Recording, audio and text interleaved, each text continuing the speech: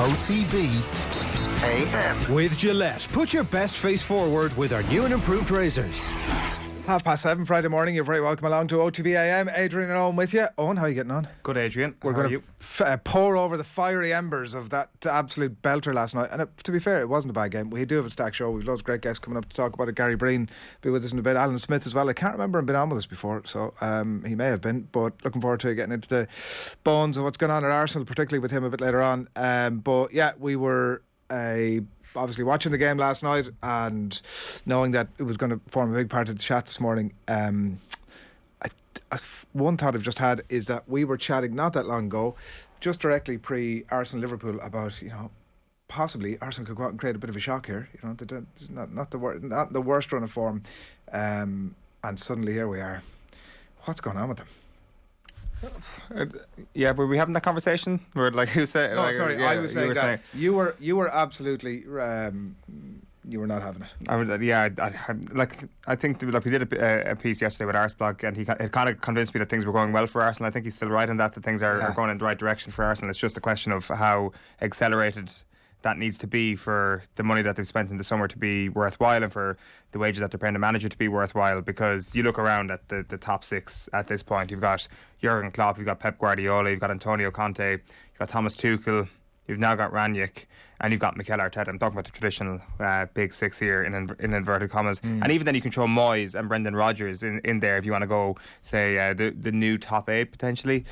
And really, Mikel Arteta is the one person there that still is yet to be proved. So I think immediately it's almost a mirror image of Manchester United over the past couple of years, where every single game is a referendum on the manager. And maybe Arsenal's form recently moves them away from that a little bit, considering he's done an okay job this season. But I still think a couple of bad results now, and the club will be back into a state of talking about the future of the manager. Maybe not to the state of after the first couple of games where he was the favourite to get the sack, but because of his lack of experience in the past. And I'm not saying this is fair or not, but the reality is that if they continue to underperform, continue to not pose a huge amount of threat, although they had more threat last night than in a lot of games this season, then I do think that his job will be up for question again in a little while. Is a lot of that not unfair? On 100%. The basis that, a lot of the teams that you've mentioned, not them all, but a lot of the teams you've mentioned is not the benchmark for Arsenal right now, and not the benchmark either for Manchester United right now. Actually last night they were two bog standard teams playing a fairly even match that was decided by one of the greatest footballers of all time. So it's hard to deduce a huge amount of that. 4-0 against Liverpool. Plenty of teams are going to get beaten 4-0 by Liverpool this season. I think that unfair benchmark at times is used as a stick to beat a guy who's been 2 years into his only ever full-time manager gig. I think when Arsenal sign him up, you understand that he's going to learn on the job. 2 years is sort of getting to that time where you want to be figuring it out, but possibly. Listen, I agree. I definitely agree with that. And what I think should happen is that he gets given till the end of the season. He will then have 1 year left on his contract, and I think that's a really good time then to assess, is this the guy who actually wants to, who will take the club forward. They've got a very young squad, obviously. The reality is, on show last night, you had two teams that weren't particularly good for a lot of the game, and I guess that's a little bit more acceptable for where Arsenal are at. It's a little less acceptable for where Manchester United are at, but yet you have these unbelievable moments of quality. Obviously the man you referred to there is Cristiano Ronaldo, and you think about even the players that they can bring back in over the next little while. Varane and Pogba. Mason Greenwood may have a bigger role as Rangnick takes over the next little while. They are stacked with talent, and they will be the ones that I suspect at this point will take fourth. In fairness, I think the Arsenal finishing fourth thing was a bit of a pipe dream over the last little while, and they would have been the ones to have wanted Solskjaer to stay in the job and Nuno to stay in the job. I think United and Tottenham and maybe West Ham are going to battle this out for fourth place at this point. The goal was unsportsmanlike, Owen, I put it to you. The opener. That's ridiculous thing to say. That's a ridiculous thing to say. It was interesting watching it in real time on the basis of like the referee sort of wagged his finger at the Emile Smith Rowe. Like, so there was obviously something in his mind with the referee, which was saying to him, "No, this is not right. Like, there's something. I'm not sure what it is. So let's everybody pause for a second, and we'll get to figure it out." I mean, there's very few people, and I'm certainly not making the case that it wasn't a goal. Disgusting behaviour from Emile Smith Rowe. It was a goal, right? But like, it doesn't also mean that it was entirely fair play. Do you know one of the things that I thought afterwards, rewatching the replay like 100 times, was that I think De Gea actually thought that it was an Arsenal player who stood on him and went down. I don't think that Fred was really fully in his line of sight. I don't think Fred knew that he stood on De Gea either, given the way he protested the awarding of the goal afterwards. Like, there's a chance that Smith Rowe didn't even see De Gea going down. If he did, he didn't hear the whistle, so he puts the ball in the back of the net. A lovely finish, by the way. I think that went underappreciated. It's the sort of thing that, like, a bit of a chocolate wrist there, which, you know. Imagine if Arsenal had actually allowed them to play the ball in. There would have been a riot in the away end last night. It would have been like there would have been a storming of Old Trafford 2.0, but this time by Arsenal fans, had they allowed Manchester United to walk the ball in after that point. I was making the point on Twitter last night that it wouldn't be terribly unlike Arsenal to not deliberately allow United to that's what it did in the end. I guess they just played out a further 80 minutes or whatever of gradually allowing Manchester United to win the game. The other big thing, obviously, talking point from last night, 3-2 win for United and Ronaldo the decider, and then afterwards you could tell almost once the full-time whistle went, with the nature of the hugs, it was a particularly prolonged one with Bruno Fernandes. But I thought they could still be added, to be honest with you. They were in a very tight embrace there, and it did feel like this is the end, isn't it? And listen to Harry Maguire afterwards, which is always an exercise worth doing. The players were saying that the first they heard of it was in the dressing room afterwards, and it did feel like he hasn't been able to really break a smile, has he, over the last while? Like, even on the pitch last night when he's going around clapping the fans, I think Michael Carrick was conscious that he didn't want to be seen dancing on the grave of Ole Gunnar Solskjaer. I think he was acutely conscious of that, and he wasn't really ever. He did talk about after the Villarreal game about enjoying it, but I'm not sure he ever really fully allowed himself to properly get into it. And I'm sure when he talked about in his statement deliberating long and hard over the decision, the words of Paul Scholes must have been ringing in his ear about the embarrassment of being still involved. Like, it's quite clear that United came to him afterwards and said, listen, we're in a spot here, need you to dig us out, get us through the next few weeks and see where we're at. And the indications now are, certainly from him, my decision, 100% my decision. Like, was there still a role under Rangnick for him? But I think overriding all of that was Paul Scholes in his ear saying, you should be embarrassed to be involved. And, like, you know, it's good. You always, when you hear the I want to spend a bit of time I never got a chance to spend some time with my family, it's always a bit of a red light for me, that one. Yeah, can we call last night a mic drop for Michael Carrick? Is it in that territory? Yeah. Like, the beat Arsenal at home, he walks away unbeaten after a long and illustrious career as Manchester United manager, and just walks out just like that. Got Fred playing well, got Fernandes playing well again last night. I mean, you say playing well, and I know there were flashes, but like, actually, you think from Rangnick watching on the stand, like, particularly that first goal and the intricate nature of it, like, lovely neat little plays, Sancho, Fred, and Fernandes, and you think, God, this is what United could do. But, like, I mean, some of the dross outside of that was desperate. Yeah, like, the thing is, it's just such a high ceiling that all these players have. Maybe not Fred, but certainly the rest of the players that you mentioned there, like that attack, Sancho, Fernandes, Ronaldo, Rashford. Like, if you're a new manager and you're looking at this team, where are they? Like, I haven't seen the table this morning, but presumably in sixth or something like that. What an amazing opportunity this is. This is like, there is the element of pressure and the fact that nobody since Alex Ferguson has succeeded whatsoever. But the flip side of that is the amount of investment and the amount of money they've thrown at the squad over the last little while. It really does give you a huge opportunity to maybe paint the picture that you're overachieving with the squad. And as I said a moment ago, I'm convinced that they're going to go very close, if not grab that fourth spot over the course of the next few months, because they're not far off. I think if Spurs win their game in hand, they're in fourth, aren't they? So, like, the things can change so quickly this season outside of that top three. Even, like, looking, the one thing I did see from the table this morning is that only the top three and West Ham, they're the only teams with a positive goal difference at this point. The rest of the table is just completely chaotic, and anybody can beat anybody. But I expect that to change over the next little while because of the two good managerial appointments that have been made at both clubs. Yeah, well, it is incredible after 13, 14 games where, and Gary Breen was making the point, we'll talk to him later on, to Dave and commentary last night, that it isn't a chase for the top 4 spots. It's number 4, because even mathematically it's already looking like that gap has opened up, but even in terms of the quality of the teams that were there, I don't think anybody would be suggesting that you could that any of those teams, and they're all sort of looped together there, aren't they? West Ham, Arsenal, Spurs, United, and whatever you're having yourself after that. I also wonder about, just on the Carrick thing, there hasn't been any word yet about Kieran McKenna and Mike Phelan. I mean, I'm sure there's always a bit of a thirst for some continuity. Do you want the stink of Solskjaer hanging on to you with the two lads hanging around afterwards? Continuity is not necessarily a good thing for Manchester United. I don't think that's really been shown to be a good thing. We don't know. Like, we maybe behind the scenes, the continuity and those people who've worked at academy level and all the way up through to the backroom staff of the first team, maybe that's a really important part, and we don't know for sure what exactly has fallen down over the last little while. I think we can make a good guess that the hierarchy at Manchester United have failed the club time and time again over the last little while, so we do know that it's not just the senior manager and management team that are to blame. But still, I don't think that necessarily McKenna and Phelan hanging around is going to be a guaranteed good thing, because Ranić will come in for a while. We'll have to see what his role is going to be beyond the end of this season if he has the success of it, because if he does a good job, Manchester United will have something that they haven't had in 8-9 years, a good manager. So for me, it's if he does a good job, he keeps the gig and he stays on until he starts doing a bad job, because it's very, very hard to make something work at the moment at that club.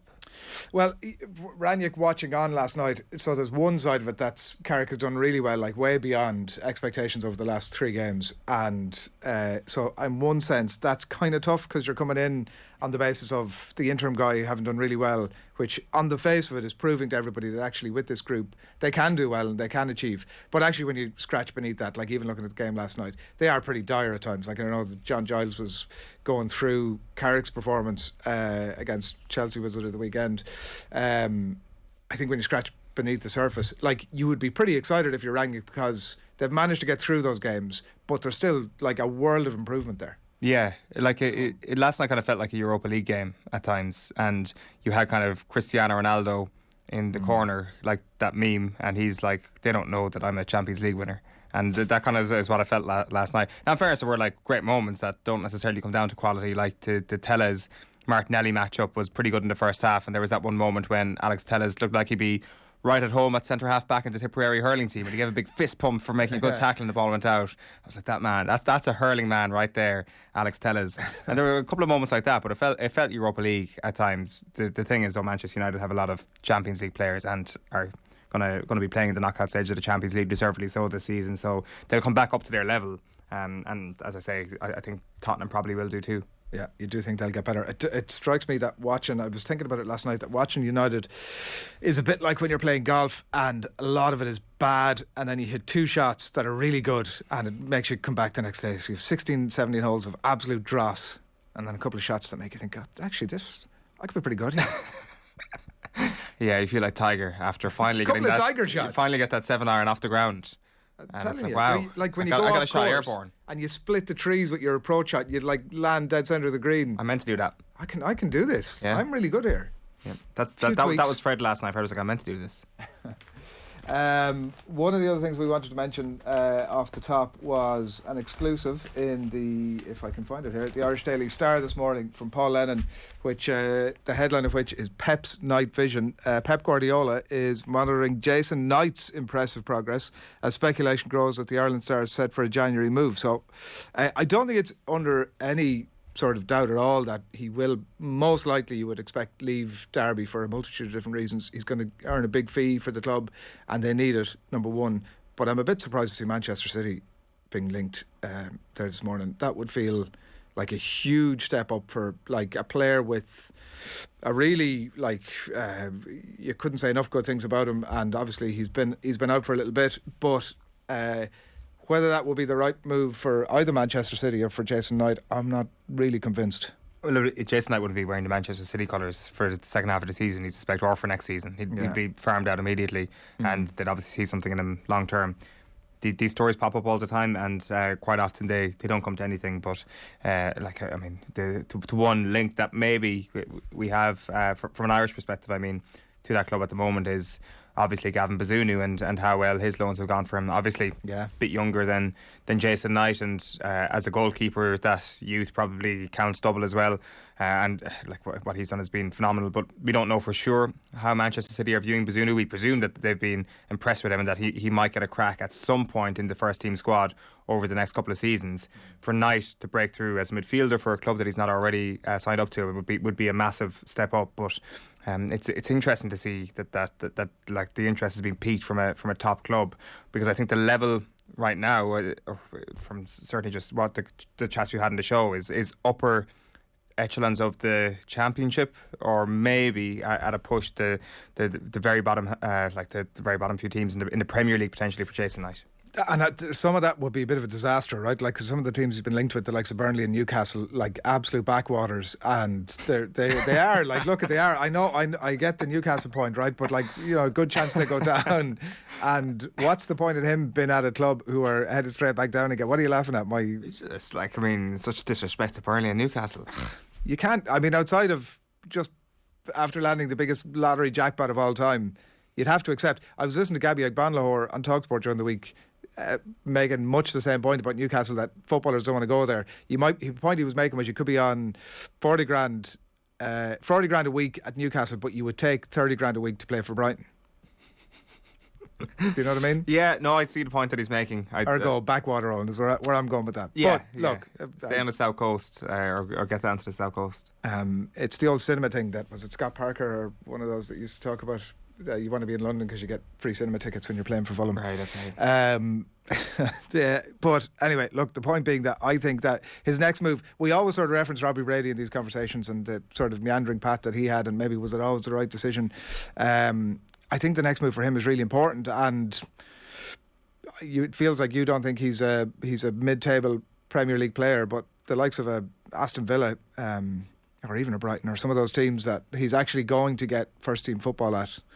I think when you look at the qualities at Manchester City, even if and he would obviously get farmed out for at least the remainder of this season, it just feels like Manchester City could be the wrong move for him now. Yeah, like, I mean, he could well be a mid-table Premier League player, and he probably / possibly will become a mid-table Premier League player at some point over the next few years. Is that time now? We just don't know, and it's impossible to kind of judge Knight at the moment, because it's very hard to make a case that any of the other young midfielders in the Ireland squad or that have been in the Ireland squads are better than him. He does seem to be the best. So we can't necessarily look at, say, Jason Malumbi and maybe how at times he had struggled to get into the Brighton team, for example, or any of the other young midfielders that have come through as any sort of barometer, because this guy's standard is currently higher than the rest of them.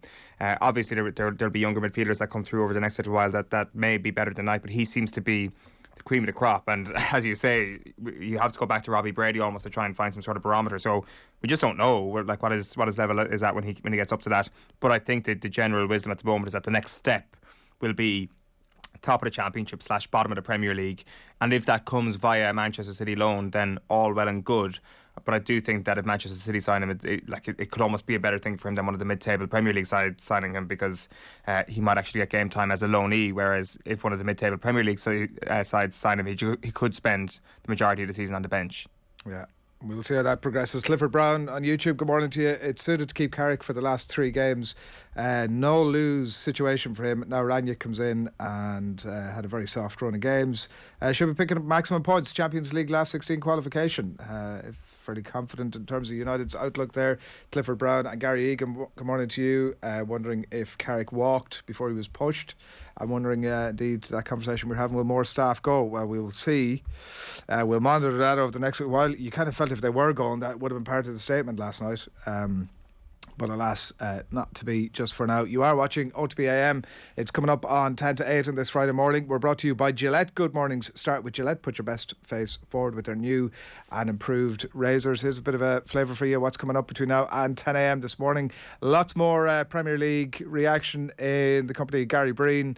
Very shortly, we'll get his considered thoughts on the game last night. Paul Galvin is going to join us just after 8 this morning. We'll be taking a bit of a stock take on where the club game particularly is at the minute, and it's the Kerry final this weekend, an All Tralee affair at Austin Stack Park, so we'll get his thoughts on that as well. We'll let you know what's happening in the back pages at about 8:30. Alan Smith Arsenal legend, will be with us after that as we pick through the bones of what now for Arsenal and what now for Mikel Arteta. Alan Quinlan, it's been an interesting weekend, a week of rugby and an interesting weekend ahead as well, and an interesting 10 days ahead, so we'll be getting his thoughts particularly on the situation at Munster just before 9. Live crappy quiz for you after 9 o'clock. It's myself versus Phil versus Tommy.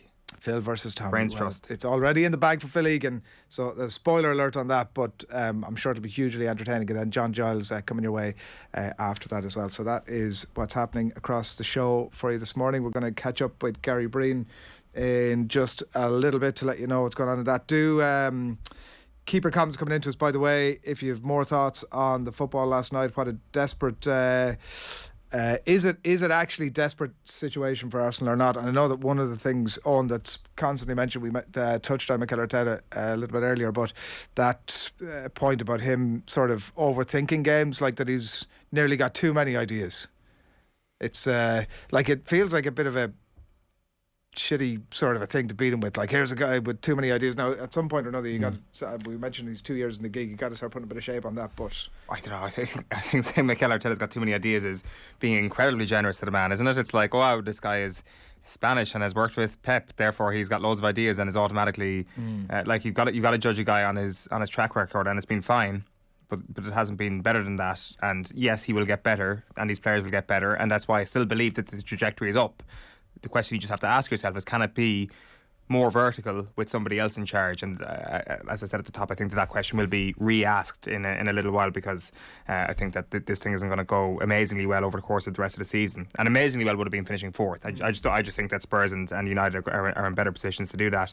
Like, what's interesting is he's got a massive problem up front at the moment. Yeah. He's got a humongous problem up front. Does that fix a lot of it? I mean, there's talk about Calvert-Lewin in some of the papers this morning, and like maybe it's him and maybe it's not, but does that fix a lot of it, to bring somebody in with a bit of confidence who's, I mean, it's the most obvious thing in the world, but somebody who could score a few goals? Well, I think it'll help for sure. Like, just kind of like digging into Pierre-Emerick Aubameyang's stats this morning, I think there's a case to be made that at the age of 32 he is close to being finished, and like, you would still have hope that maybe there'll be a kick in him at some point in his career, but really it just doesn't look good when you go through his statistics. Like, so last season was his worst goals per 90 minutes figure since he was a 21-year-old playing for Saint-Étienne in Monaco in 2010, 2011. So since he's basically become an adult and started playing full-time and played for one club for a season, last year was his worst goals per 90 return ever. This season, though, it's gone down again, and even if you factor in goals plus assists, because I know he's been playing out on the left and on the right, it's also at a low ebb over the last 10 years. He's having the worst form of his last 10 years over the course of the last 43 matches, 42 games over the course of last season and this season so far. That for me is a huge sample size to take for a fella who's 32 years of age. So to think that he will suddenly return to form and Arsenal will have a striker that's going to bang on the goal to take him into the top places, I think is, again, a bit of a pipe dream. Gary Breen, good morning to you. Good morning. Is that too simplistic to suggest that Mikel Arteta is the right man for the job and he just needs somebody to bang in a few goals from? Well, listen, I think every manager needs a forward who can bang in the goals for him, but I think he, at the moment, is the right man for the job. I hadn't seen much of Arsenal until I watched them last night. I was a little bit disappointed with their performance, to be perfectly honest, because I felt that they could have really exploited the fact that Manchester United are not, at this stage, very good at pressing. I think at times they did, and Arsenal could have played through it quite comfortably, but they were so loose with possession. Smith Rowe, more than anyone, was giving the ball away when in previous games he gets in that 10 area, he turns, he's so dynamic, he drives forward. But I found it very noticeable just how ineffective Aubameyang was, and it was incredible to see, bearing in mind that I hadn't seen Arsenal so much, and I thought that he was way below the standards you normally associate with him. Yeah, I mean, they probably should have got in ahead at half time, Gary, and like did a penalty. I was listening to your thoughts on it in the game last night, but like that Maguire pull, the end of the half, they could and probably should have gone in ahead, and maybe that changes the complexion of it. But ultimately, two teams last night that are going to be lucky to be top four contenders, slogging it out, and decided by, we were just saying earlier in the show, by one of the best players who've ever played the game. And it's as simple as that, really, isn't it? Yeah, well, in terms of watching, Manchester United and Arsenal, you're growing up, and it's such a big game in the early part of Premier League history. And the standard last night was a massive drop from what we're used to. But the reality was, although both clubs are operating at reduced status now, it was a massive game for both clubs, because I felt if Arsenal won that, they could have really cemented that place in fourth in terms of going into the new year. The confidence should have been high, and Manchester United couldn't afford to lose it to allow Arsenal to have that type of gap. But I just felt at times that it was two teams who really are struggling, and I think it's going to be a long way back for both teams to get anywhere near the top three, because they're miles ahead in terms of quality, and certainly more than anything in terms of organisation, in terms of the way their teams are set up and how difficult they are to beat. So I think both Arteta's got a big ask ahead of him, but the big point is that both teams will need Champions League football and the riches that gives you, and the kudos to try and bridge that gap. And so that's why it's so important that whoever won last night, it's a massive win for United. Look, without getting, even if Arsenal had won last night, or even if it was a draw, Gary, though, surely Manchester United are much further down that path than Arsenal, and in a much better position, regardless of the manager, to actually take fourth spot.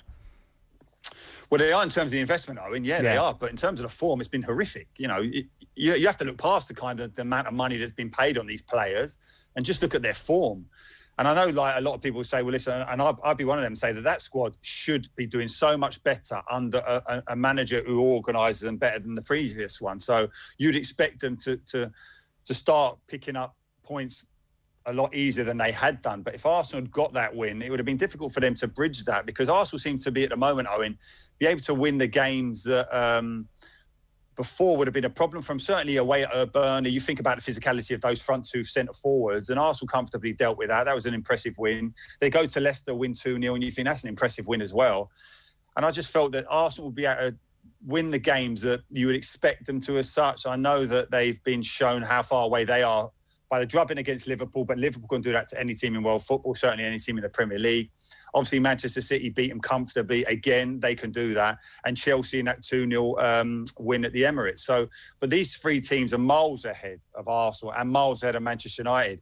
But I just felt if Arsenal could have got that result, and I think at times in that game last night, it was there for them. That's where the frustration will be, because I think there were errors more than anything leading to United's goals. But, they didn't take it. They weren't ruthless enough. A lot of the conversation now about United is like what Ranić is going to bring to the party and what he's going to do once he properly gets his feet under the table. And I was interested, one of your comments of the game last night, United need so much coaching out of possession. They think they're pressing, but they're not. And I wondered, Gary, are you looking at that as a coaching thing or as an attitude thing? Do you know what? I wouldn't question their attitude, because I think they would. Like, listen, I would over the course of the season, but certainly not last night. I think they want to close. I just don't think they know how to. And that's incredible, because it doesn't matter if you have me tearing around closing down. If the guys behind me are not doing it, it's redundant, really. And I think at times you saw Bruno Fernandes running and trying to close down the centre half. And the centre half's looking at him thinking, yeah, you're closing me down, but no one is behind me. It's a simple pass just to pop it. And I think on about 4 or 5 occasions in that first half, Arsenal just passed through their press so easily. And that's where the frustration was as an Arsenal fan, that they didn't take advantage of it. They were losing possession. Partey at times would give the ball away. Smith-Rowe, as I mentioned, and they weren't clinical enough in terms of that. Manchester United do that against a better team, they're going to be 3 or 4-0 down again. So I think Ranić's going to look at that and think there's no point them doing it that way, because it's too easy to play against. Even for like lesser teams would cut United open. So I do believe it is a coaching thing. Then you've got to look at the question of, do these players want to do that week in, week out, that collective of United players? That's another question, because they might want to do it when a new manager's looking in and they're trying to impress after what's been a horror show for them. Whether they can do that consistently the way that the top 3 teams do, that remains to be seen, and I'm not convinced they can. Yeah. So it's basically a case, he's going to come in and he's going to say, I don't care what you've been doing, this is my way. And it's a very obvious thing, Gary, like it's the players at some point are expecting somebody to tap them on the shoulder and go, like they've got to that level, they're smart enough to know that this isn't right. Yeah, and listen, you said about Ranić saying to them players, I don't care about what you've been doing. Well, no one cares what they've been doing, because they ain't been playing nowhere near the levels of Manchester United. I mean, they've been abysmal United in terms of the amount of goals they've been conceding, that they look so vulnerable, the amount of games they've lost in this calendar year at Old Trafford. I mean, these stats are all-time low for Manchester United. How far they've dropped is incredible, bearing in mind the quality of player that they have there, the support that they have. So ultimately, you are then looking at the coaching. It's the only thing you can look at first. But then the next question will be, well, listen, we want to play this way. He wants to give the club an identity. And I know a lot of people are probably looking at Ranić and thinking he's not a serial winner. But in terms of what he's been brought in to do, he is excellent at building a structure from what a club can go on to better things. Now, I would initially have looked at Manchester United and think, well, you're questioning the structure of Manchester United, arguably the biggest club in the world. He hasn't got to rebuild the training ground or in terms of youth recruitment. Ultimately, what Ranić has to do is coach the first team, because everyone's talking about there's problems, there's so bigger problems at Manchester United. The big problem at Manchester United is the first team hasn't been coached properly, or if it has been, these players are not able to execute it. That's what he has to address. I know ultimately he'll come in and try and do his work behind the scenes and whether or not he recruits a new coach in the summer. But ultimately, right now, they have got to be on that training ground, coaching these players how to press, how to work out of possession, because I don't care how good a footballer you are in possession. And obviously those players are gifted, because they wouldn't be at Manchester United if they're not. If you can't play without the ball in the Premier League, in Europe's elite level, you just won't win games. One last one for me, just on, it's sort of related to that point, Gary, on the defensive situation at United, and I'm conscious that Varane comes back in and maybe that fixes a lot of things, but yeah. Is that situation a similar point around the coaching? And it does relate to a question about Harry Maguire and whether he's good enough to play for Man United. Well, do you know, I think so much has been made of his form since he's come back from that injury. And I was commentating on the game that he came back against Leicester, and it was on the back of maybe having a couple of days training. What it has been proved is that guy needs to be fully fit to contribute, because I felt up to that point before, I thought he was a real presence for Manchester United. I know people will argue and say, like, well, they'll this game and that game. But over a consistent period, I thought he was a real presence back there, to the extent that when he was missing, they look so vulnerable at set pieces, just in terms of his presence. And I think too much has been. Listen, he's in a dreadful run of form in terms of the level that we've seen at United before and how he performed for England in the Euros. But I think he just needs to maybe take a step back. I don't know how they're going to do it and get his confidence back. But I don't think it's a question of he is not good enough for Manchester United. On his day, I think he's still the best centre-half there. Having said that, Lindelof played very, very well last night. He looked like the more of the leader, the one who's playing with a bit more confidence than either of the two centre-halves. But if you go back to Lindelof again, you're going back to where you kept going back over the last few years, where suddenly he comes up against a physical, robust forward and he struggles. So there are big decisions to be made. But ultimately, those decisions are not necessarily about rebuilding Manchester United as a club. It's just rebuilding this as a team. You talk about the team not being coached over the last little while. I'm not sure if you've been in that position yourself as a player, Gary, but surely if you get a new manager in who is coaching, who is putting in quite a big amount of work into the detail of what you're going to do, whether it's pressing, whether it's defensive work, surely that just leads to a massive bounce immediately, and Manchester United fans can expect something in the short term once Ranić gets a few sessions with these guys. Oh, Owen, I think there'll be a big upturn. If this guy's as good a coach as everyone's saying, and listen, you're hearing even his rivals as such, I know they're kind of like people who've worked under him before, but even Jurgen Klopp, I mean, I didn't know if that was a loaded statement, but he says, we've got to worry about this. We've got real opposition now. I don't know if that's loaded against Ollie, but or just a mark of respect for Ranić when he said, this is not good news for the opposition. But I think you have to remember, these are still quality footballers, and what you're just trying to get from them and what you have to have as a Manchester United player, because I think you can get to Manchester United as a player through technical ability, but I think you have to stay there and be at the level that's normally associated, you have to have consistency. And this is what's lacking with so many of that group. But I'd still feel that is a squad that any manager coming in now must be thinking, licking his lips, thinking, well, listen, it is absolutely impossible for them to be any worse than they have been over the last 6-8 weeks, whatever.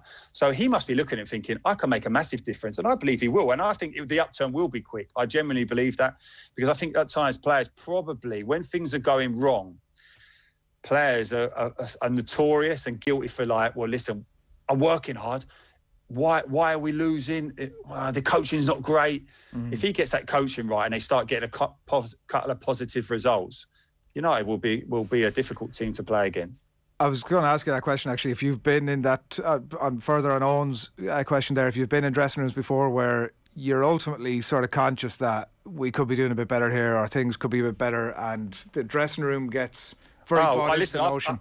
Yeah, 100%. I've been in dressing rooms where I thought, we're just not organised enough. It's simple as that. There might be times where you think training's not hard enough, we're not fit enough, and you've got to be realistic. And footballers will always kind of half look for someone else to lay the blame at, but a lot of footballers will look inwards and say, well, listen, why are we struggling here? And I think I have been certainly in changing rooms. I thought this coaching is no wonder. We're all over the place. We're playing off the cuff. And I think at times when I've watched Manchester United, that was my immediate reaction to how they played. Yeah, the moments of brilliance, moments of individual incredible moments, and Ronaldo, whoever, because there's a lot of those players who can do that. But as a collective, I was looking at them thinking, you're just playing off the cuff. Under Ranić, we're led to believe it won't be any of that. Where were you playing off the cuff? Listen, it's too long. It's too long ago now to start naming names. But don't worry, I haven't forgotten. I was going to ask you which of these teams is going to make the top four. Are either of them going to make the top four? Well, listen, I think in terms of West Ham have been very impressive. You're looking at Moyes. I think he knows how he needs his team to play, to be functionable in terms of how difficult to play against, that they're asking questions. Even against Liverpool, I thought they were excellent in terms of exploiting Liverpool at set pieces, which is not an easy thing to do. But little things like the fact that Van Dijk stays at the back post on zonal marking, they attack that near post at first. Then he moves a little bit. They got that first goal, didn't they? Then Van Dijk moves a little bit to the middle. Then Declan Rice comes off the goalkeeper, blocks Van Dijk, takes him under the ball to create the chance for Zuma to head that late winner. So they were very good, West Ham. The problem that West Ham will have is the strength in depth. As soon as some of their key players go missing or get injured, they'll struggle. But then you're looking at the depth that Manchester United have, and you're thinking, well, you have the depth, but you're not. Your first 11's not doing it as such. So I think it's so difficult. I think that fourth place. I mean, everyone's talking about you're playing for those Champions League places. There's one place available. The three are taken. At the beginning of the season, within about 2 games, well, listen, that ain't going to change. I don't care how much of an impact Ronaldo makes. Manchester United are not going to get in the top 3. So I think it's a challenge for that. But I think Manchester United, Arsenal, I think West Ham, they must be all looking at it thinking we can do it. Yeah. And Michael Carrick, obviously we need to have a word on him this morning as well. It did feel like, looking at his statement and listening to his interview after the game last night, that there was a huge part of him, Gary, that still wanted to stay there. Yeah, but it's such a difficult one, isn't it? Because when you're part of a coaching staff on 2 occasions where it goes wrong, I think it's very difficult for you to stay there. I know Ranić's come in and the statement said that he's brought a small coaching staff with him, but I don't know. I think he's obviously loyal to Ollie to stay there. I think he probably said, "Listen, I'll see," and his love for Manchester United. I'll bridge the gap until the new manager comes in. But I think he probably was thinking to himself, "No, I've been here too long now." And what a servant for Manchester United! Incredible player. I was at West Ham when he came through as a kid, and he was such a good player then as a young player. Had real presence about him even at a young age. Took the number 6 shirt at West Ham, which is an iconic shirt, bearing in mind it's Bobby Moore. Then he takes the iconic shirt at Manchester United, 16, Roy Keane's, and you're thinking, it's quite easy to go, no, just give me another number. But he takes it all in his stride, not really fazed by anything. And I think you saw that while in that interim period where he's been the manager for the last 3 games. He looks calm, he looks relaxed, and you hope now that he can build a career, if that's what he wants to do in management, elsewhere, and maybe one day he will come back to Manchester United. There was some suggestion over the last couple of weeks, Gary, maybe or maybe not on the show, that Michael Carrick was a tad overrated as a player. I'm getting senses here that you totally and wholeheartedly disagree with that. Oh no, in terms of his performances and the base of that midfield, listen, if Alex Ferguson goes looking for you as a centre midfielder and puts so much stock in it, this is at the point of the team where you've got to play. The team plays through you. I thought he was an excellent central midfielder. I think I would enjoy debating that with anyone who said he wasn't. We'll get you on with Ger next week. That's Oh, right, okay. Well, listen, who's he comparing him to? Roy Keane, Paul Scholes. Exactly, yeah. I mean, he's saying that anybody could look good. Not anybody, but a half-decent player can look good in that company. Well, I don't know about that. Jemba. So good to name them twice. Gary, thanks a million. Yeah. Thanks, guys. Good luck. Appreciate it. Cheers. Gary Breen on the line there. We'll have to set that up for next week to get full into that. I don't want to be misrepresenting Ger's point here, or badly representing it, I suppose. It is coming up on 8:10. Friday morning, we're going to catch up with the Arsenal legend, Alan Smith, a little bit later in the show for further thoughts, particularly on the Arsenal side of things after the game last night. Pack show still to come right here on OTB AM. We're going to be talking rugby with Alan Quinlan as well. And up next, Paul Galvin will join us. OTB AM. This is OTB Sports Radio. Have you subscribed to the OTB Football Podcast? If not, here's some of what you've missed over the last week. I often wonder, is Keane almost venting frustrations on behalf of his friend in that regard? I don't want to say he's got a blind spot to Solskjaer, but he's another former teammate who hasn't exactly kind of criticised him. And while we're getting carried away, Joe, Jason Knight reminds me a little bit of young Roy Keane. While we're in full buzz at the moment, I think I'll just throw that in there and heap unnecessary pressure on his shoulders. Subscribe now to the OTB Football Podcast stream wherever you get your podcasts and download the OTB Sports app. I guess when we went to Tokyo, obviously the jet lag was something we had to kind of take into account. So on our training camp beforehand, we were doing some crazy stuff, like we were getting up at like 4 o'clock just to try and offset some of it, because I think it was a 9-hour gap maybe. So by getting up at 4, we kind of offset it to maybe 6 hours or something. So the first few days were tough enough. We were kind of trying to stay awake during the day so that we could go to bed at normal time, and it actually worked well enough. Like we weren't too bad. The recovery on the first few days wasn't great, obviously, but I think that was just from the long travel more than anything.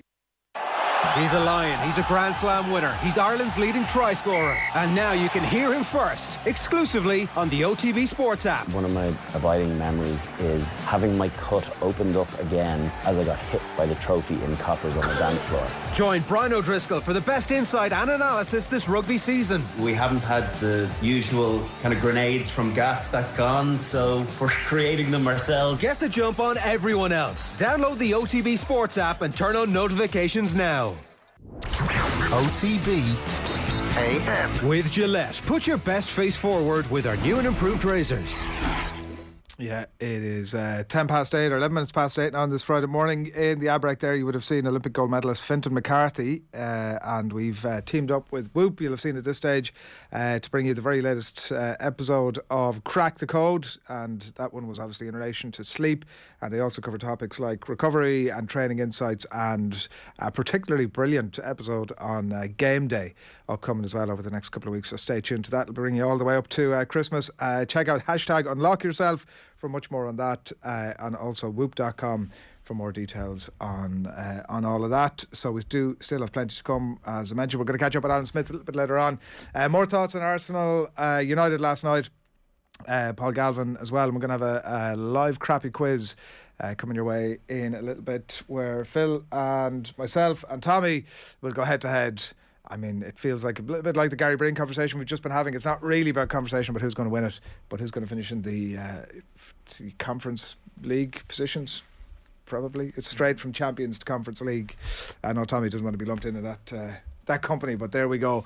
We'll catch up with Paul Galvin in a few minutes' time. It is 13 minutes past 8. Here's a bit of a flavour of what's happening on the back pages for you. We'll kick off with OTB Sports for you this morning. Malky Carrick leaving Manchester United following that Arsenal win last night is the main splash story there. I was stabbed in the head, Shamrock Rovers manager Stephen Bradley, in conversation with Nathan last night. Really good long ranging interview, and that particularly was about a break-in his home when he was younger and how it impacted on his career as a footballer, and plenty more as well besides up on OTBSports.com for you this morning. After that, the Irish Daily Star, in the nick of time, Ronaldo double sets United up for new era, writes David Anderson at the game last night. Lack of refs, clear crisis for the GAA. This is the Cork Secretary Kevin O'Donovan, who's had plenty of interesting things to say, including a lack of refs according to him there. Mashiri jets in as Rafa stumbles. The Everton co-owner, I think, text Jim White yesterday to tell him that Rafa's grand. He's hanging around, safe for now. And as we mentioned that story a little bit earlier on as well from Paul Lennon there, an exclusive. Pep Guardiola monitoring Jason Knight's impressive progress. Speculation growing that he is set for a January move.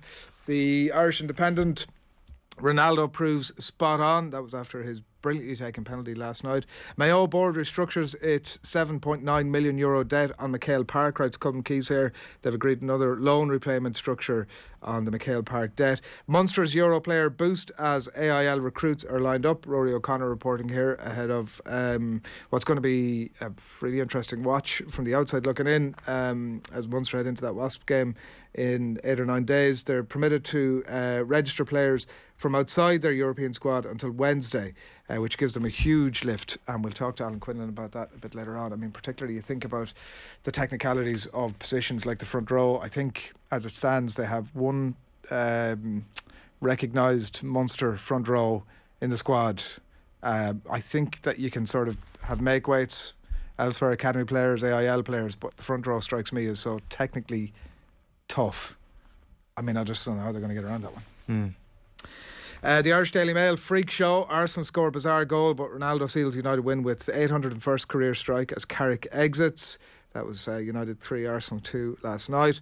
Munster to fulfil Euro tie despite depleted numbers. Rory Keane there. What else have we got? The Irish Examiner for you. Ronan O'Gara, big decisions ahead for Munster and Mike Prendergast. This is the new vacancy as attack coach that is available at Munster, and Ronan O'Gara is very much endorsing the idea that Mike Prendergast would be a good fit for that, but also suggesting that it may not be such an obvious thing that the wild geese who've spread their wings to go and pick up coaching experience elsewhere actually are that massively keen to come back to the Irish game. He says there's life beyond these shores. And Carrick's parting gift, Ronaldo up to 801 goals to settle thriller, says the Irish Examiner there. The Irish Times, Spurs enhanced their top four ambitions. That was their 2-0 win over Brentford last night. Ronaldo strikes twice to seal United win, a vital win for Nervous United. And Lisa Fallon's thoughts here. Jim Gavin showed how far you can go if you empower your players. The Herald for you there as well. Carrick reign ends on a high and Munster get Euro player boost. That's more stuff inside, and we'll get some the other papers as well as we work through the morning. But delighted to say Paul Galvin at 8:15 joins us on the line. Good morning to you, Paul. Morning guys, how you doing? Flying, thanks. We've lots to get to you. The sort of state of the club game and a few other bits and bobs as well besides. But the Kerry final obviously this weekend, and kind of an interesting pairing, isn't it, with the two Tralee teams, Cairns O'Reilly's and Anas and Stacks, two managers who know each other well. Stacks going for 4 in a row, I believe, and by all accounts odds on to do it. Is that right? Well, they're good. They'll be going for 4 in a row next year in the club championship, but no, he's Kerry back-to-back champion. So okay, it's this weird Kerry championship thing. It gets us all. But it is. But favourites to get it done, Paul. I think just about. Like, I mean, I've never known a game to generate as much excitement in Kerry as this one has in the last couple of weeks. I think everybody, when the semi-final pairings arose, I think everybody was hoping for this final, and we've got it. So it's created a huge buzz. I think it's great for Kerry football, not just Tralee Town. Funny enough, there are very few county championships gone to Tralee in the last 25 years or so. There's only been 2 or 3 county championships gone to Tralee to these clubs, so they've probably been underachieving at county championship level. Stacks have won club championship, the last 3 club championships, but at county championship level they won in 2014, and prior to that I think it was maybe 2000 and early noughties. So Rahaleys would have won 1 in the early noughties under Bomber Liston around 2002, 2003. So in terms of county championships, historically these clubs have been kind of certainly they've been the top clubs in Kerry, but it's been a bit lean for them. It's been a bit lean for them over the last 20-25 years, which I think has been something of a factor in the context of Kerry football as well. Like, it's an interesting one. Like, obviously the fact that divisional teams exist dilutes the possibility for an all-Tralee final for sure, but are you sensing a shift towards not towards the north of the county, but are you sensing like a growth in certain areas in Tralee, around Tralee, where where football is coming up good again, because as you say there, it's been a long time since the good times have been exclusively held by that town. Yeah, it has been on, yeah. And I mean, Tralee is an interesting town from the point of view of football. There's lots of Tralee teams doing well. We'll say the Brendans board that were in the semi-final would have two of the other two Tralee town teams would play in the Brendans division that played against Stacks in the semi-final. And the Naguil club there, who are part of Brendans, are in the intermediate final, went to an All-Ireland junior final a number of years ago. John Mitchell's, who would have been traditionally the other big club in Tralee, have started to come on strong enough again of late. So Tralee is a very interesting town from the point of view of clubs and football. I look at the big towns in Mayo. We'll say like Castlebar. You have Castlebar Mitchells. In Ballina, you have Ballina Stephenites. In Westport, you have Westport, and in Tralee, you have 4 town teams, and then you have 3 or 4 or 5 other teams, competitive club teams in the hinterland as well of Tralee. So it's actually lots of clubs in around Tralee, and they're all competing against each other at a level. And I think I'm personally very happy anyway to see these two teams in the final, and I think it's good. I think it's important for Kerry that Tralee football is strong and that the town teams are competing for finals, including the Naguils and the John Mitchells, not just Stacks and Rahleys. Chatting to a few people down there this week, Paul, there's a sense that maybe Sunday won't be the greatest game of all time. There's maybe a little bit of a snobbery, as you can guess, probably people not from Tralee or from around that area that exists around this final. But this is a good thing, right? This is a good thing for any county who perhaps have a traditional sense of free-flowing football, that there is a bit of innovation when it comes to a winning team, and especially with what Austin Stacks have done this year, whether it was completely shutting down East Kerry in their first game of this championship or the way they won that semi-final, that sort of tough defending based on a really strong system. I think if you take that and put that to county level, that's a positive thing for where Kerry want to go in terms of winning football.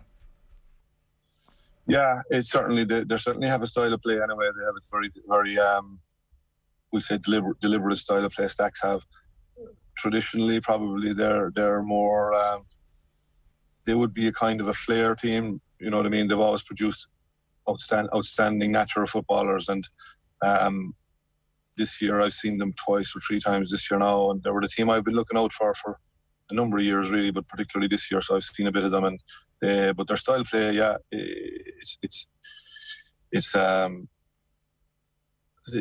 wouldn't call it defensive, but they're certainly very compact and organised, and they mind the ball a lot. They don't take too many risks. They don't put it up for grabs too much, and they have a lot of football in their ranks.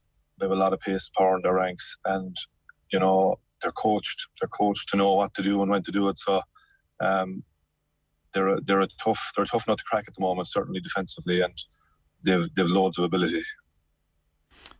Not taking too many risks isn't exactly out of kilter, is it, with some of the finals we've seen? Paul, you mentioned Mayo earlier on. Not a great expression of football in some ways. The Dublin final probably wasn't great either. I don't know, look at the conditions. I don't know if you could blame the conditions exactly, but is there a bit of a trend to that sort of not taking risks business? I think so, Adrian. It looks to be the way the game has been played on the kind of on a larger scale, even at intercounty level. It's a lot of risk. A lot of it is risk averse and not giving the ball away, which is understandable.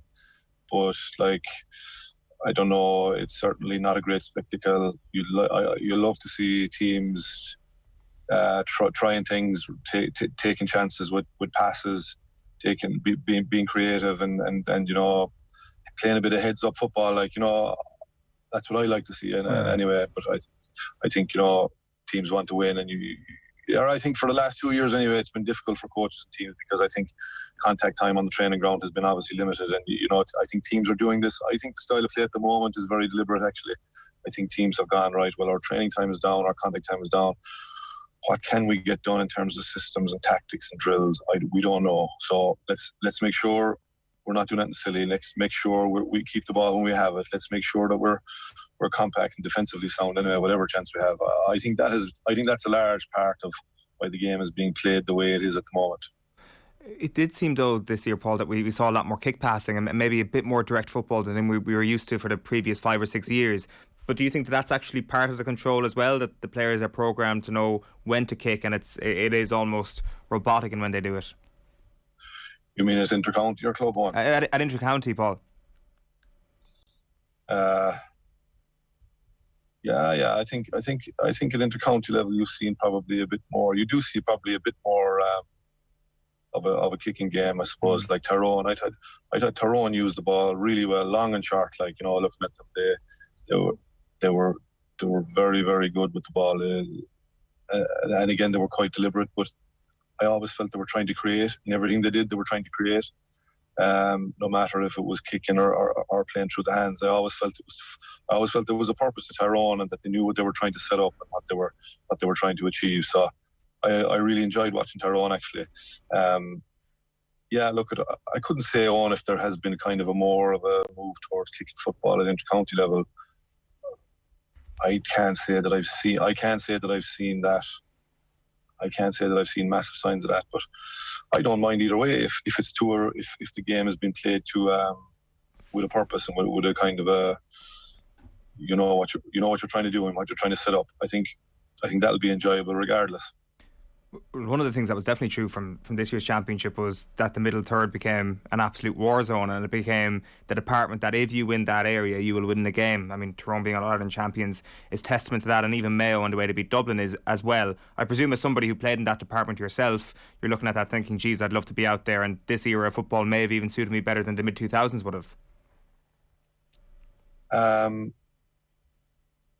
Yeah, I suppose. I don't know. I suppose in the last, we'll say at the start of the noughties, there was certainly a movement towards, or we'll say the middle of the last decade, we'll say there was certainly a move towards short kickouts. Towards the end of my career, there was a move towards short kickouts. There wasn't as much up for grabs in the middle third. We'll say you became a different type of a player when there was no kickouts. You were just going into defensive. You were going into defensive mode straight away, and you know there was just different demands and on you. The middle third nowadays, the big thing I see in the middle third nowadays is that there's really kind of only one midfielder. There's really only one midfielder in the top teams. Like when I look at, we'll say, Tyrone have booked that trend this year with a midfield pairing, kind of an identifiable midfield pairing. But up to that, like Kerry kind of had, David was the main Kerry midfielder. Brian Fenton was the main Dublin midfielder. Let's say Matty Ruan for the last number of years has been the main Mayo midfielder. It was kind of one main midfielder and a kind of then the rest. That was my kind of read of the middle third over the last number of years. I found the Tyrone pairing. I was really, really impressed with from early on. The Monaghan game, particularly the Tyrone pairing, I was keeping a close eye on because they were almost a throwback. They reminded me a little bit of the Galway pairing of the early noughties, the Meath pairing of McDermott, McGuinness, the Galway pairing of Walsh and O'Donnell. They were a pairing and they were playing off each other, and one was doing one thing and one was doing the other. I think that's a big thing with midfield play and middle third play. Like I think you always have to look for two different players. Like you have to look for a number 8, particularly in Kerry. Anyway, I think the number 8 in Kerry is much different to the number 9 in Kerry, and so that's my big takeaway from the middle third over the last number of years. Up to this, it's been kind of one main midfielder and a whole load of everybody else.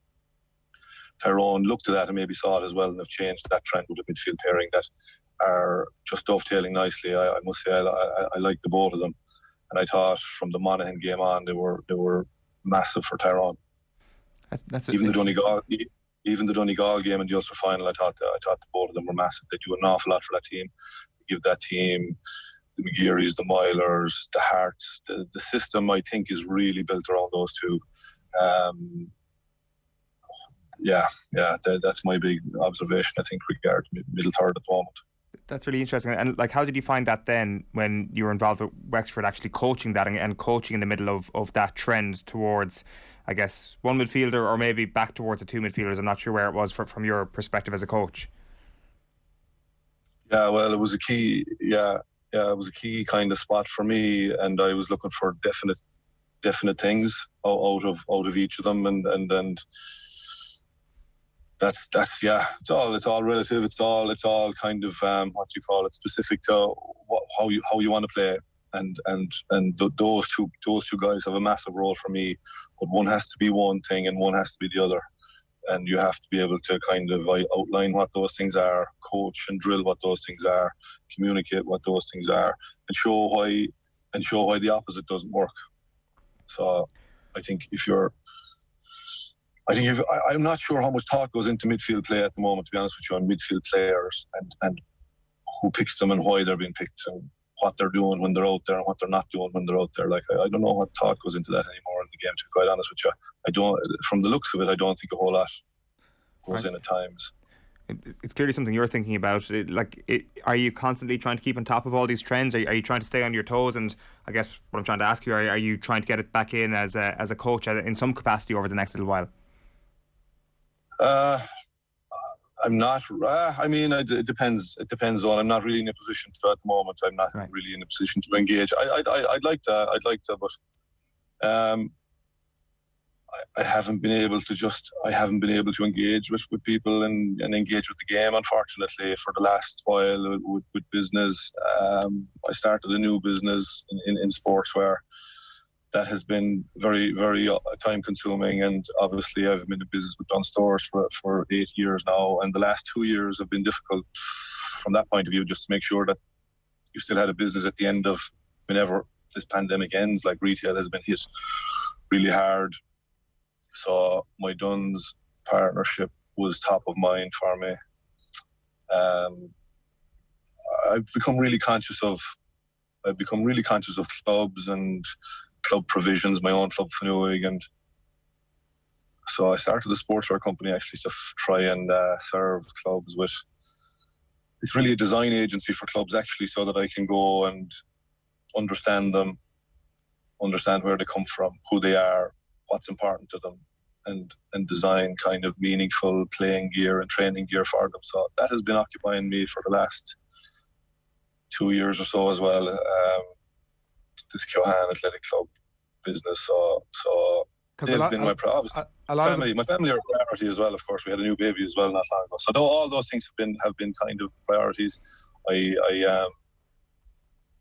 haven't been able to engage really with people in terms of getting back in the game, but I'm certainly watching it. Certainly watching it, and certainly I know I'm clear on what I want to do and what I don't want to do. You know. It did strike me that you'd nailed your colours to the mast there with that T-shirt you're wearing, which only struck me about halfway through with the colours of it through the chat here ahead of Sunday's game. What a lot of the gear, you just touched it there, but a lot of the gear tends to be not that bespoke. It's like sort of a one design kind of fits all. You sort of change the colours around, but what you're talking about is sort of getting under the skin a bit deeper, is it? Yeah, for clubs, I think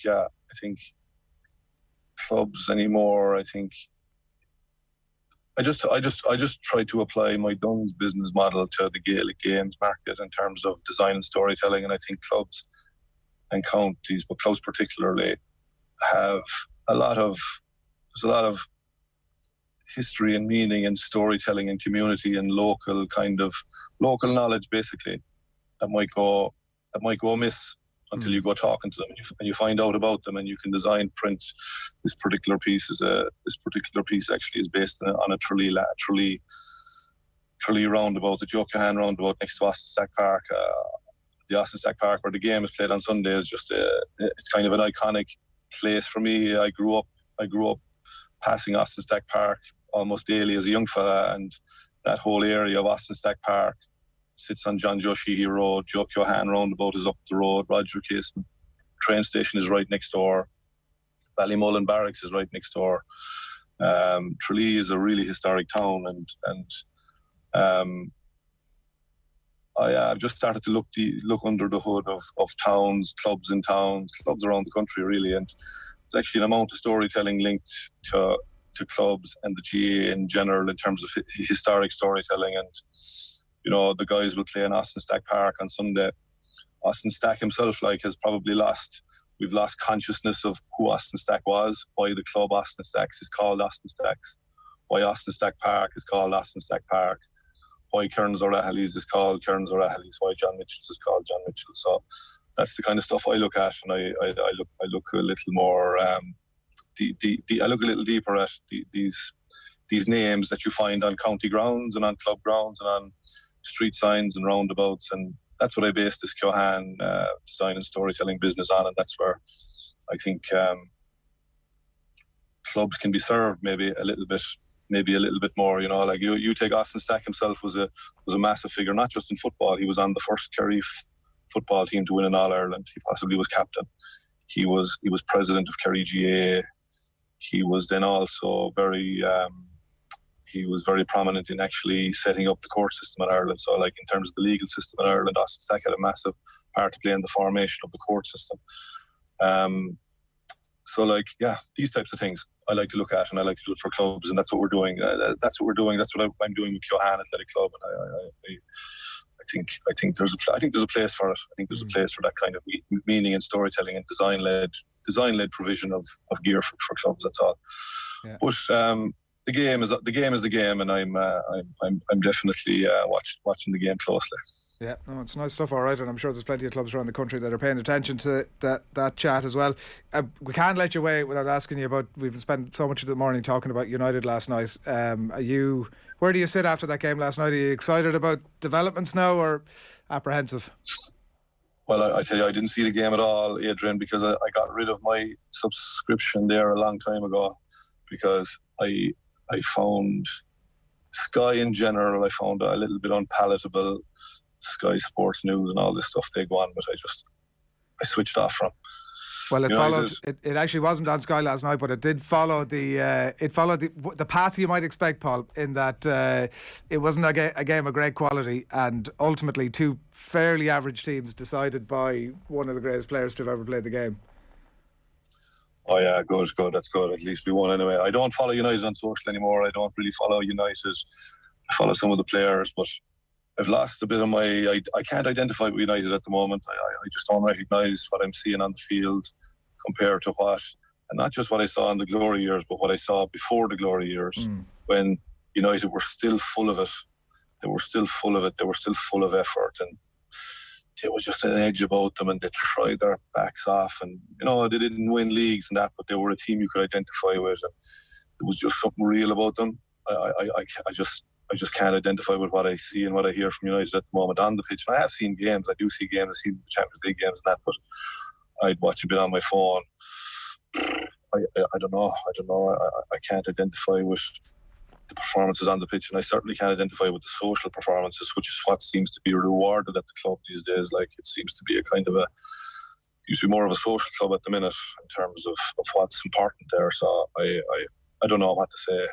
Yeah. Glad we got an all win. I'm glad we got an all win last night anyway. Thank Arsenal.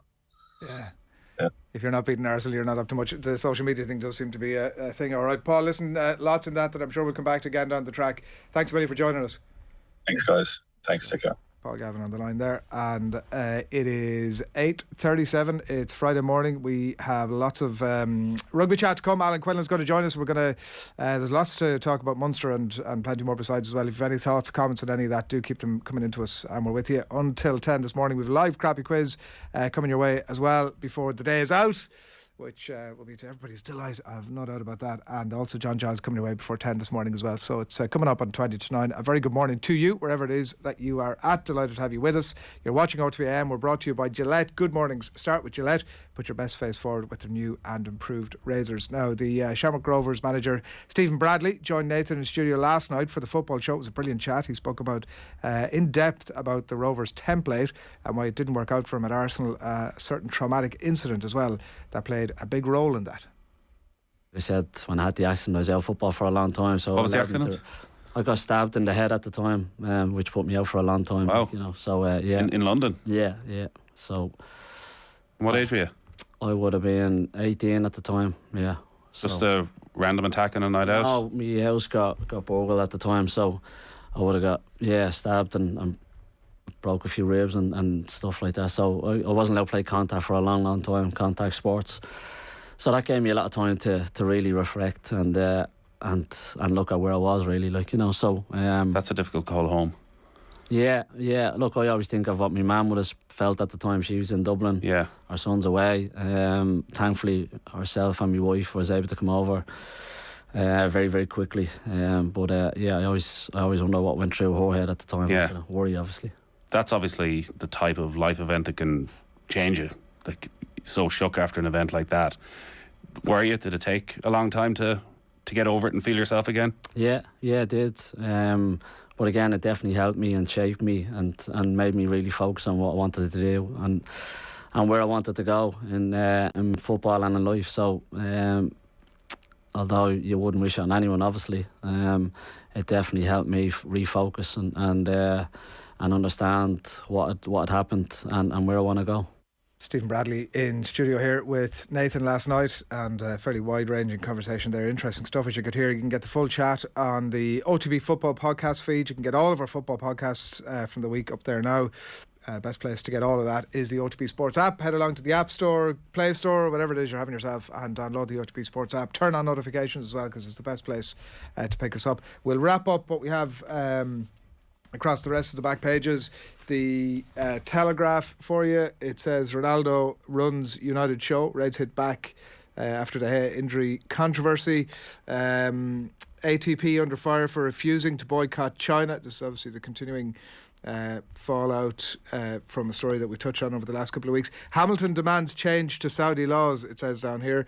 Lack of women's and LGBT rights is pretty terrifying, says Lewis Hamilton. I'm not comfortable driving Grand Prix here, admits Hamilton. And I have had this thought, and then I saw one of our commentators saying it this morning. Our commenters saying it this morning. It might have been on Twitter, and I can't find the chap's name now, but it was essentially saying he could, of course, not turn up. Might be the biggest statement of all if Lewis Hamilton refused to race there. Yeah, I guess that will be the biggest statement of all. I think that at the same time you need to appreciate what he is doing in his statement, because it's a pretty big deal that he's coming out and saying this.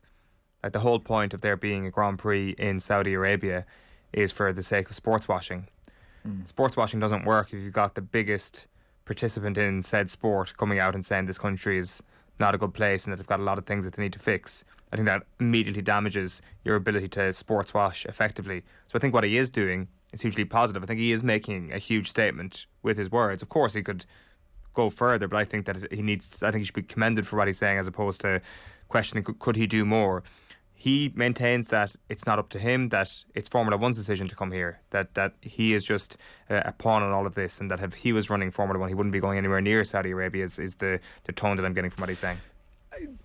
I was just doing my job, which you do have the opportunity to go, well, I'm not going to do that. I do accept your point. He could have said absolutely nothing, and the by and large, like 99.9% exactly, of people, that's what they decide to do. So you're absolutely 100% right, I think, to say that it's a big step forward for him to call it out. The biggest step, and it's Raymond Storen with the comment on Twitter, would be to just say, not for me. I mean, I appreciate the ramifications of that. There's a financial hit, there's a career hit, there's a massive relationship hit, and like, I get that, but you know, if you really, I feel uncomfortable. That's the phrase that stands out for me. I feel uncomfortable racing here. Like Lewis Hamilton, and this is got to be his own decision ultimately, because he's got to think over the remainder of his career, over the remainder of his life. Could I have done something else there? I think speaking out and being so forthright, even though he knows that there is a financial incentive for everybody involved here by showing up in Saudi Arabia, I think is a pretty big deal, to be honest. And I think suggesting that he should pull out of the race, I think is a little bit unfair, given the what I would say is the good that he's done here. 8:42. Back to the football. Alan Smith, good morning to you. Good morning.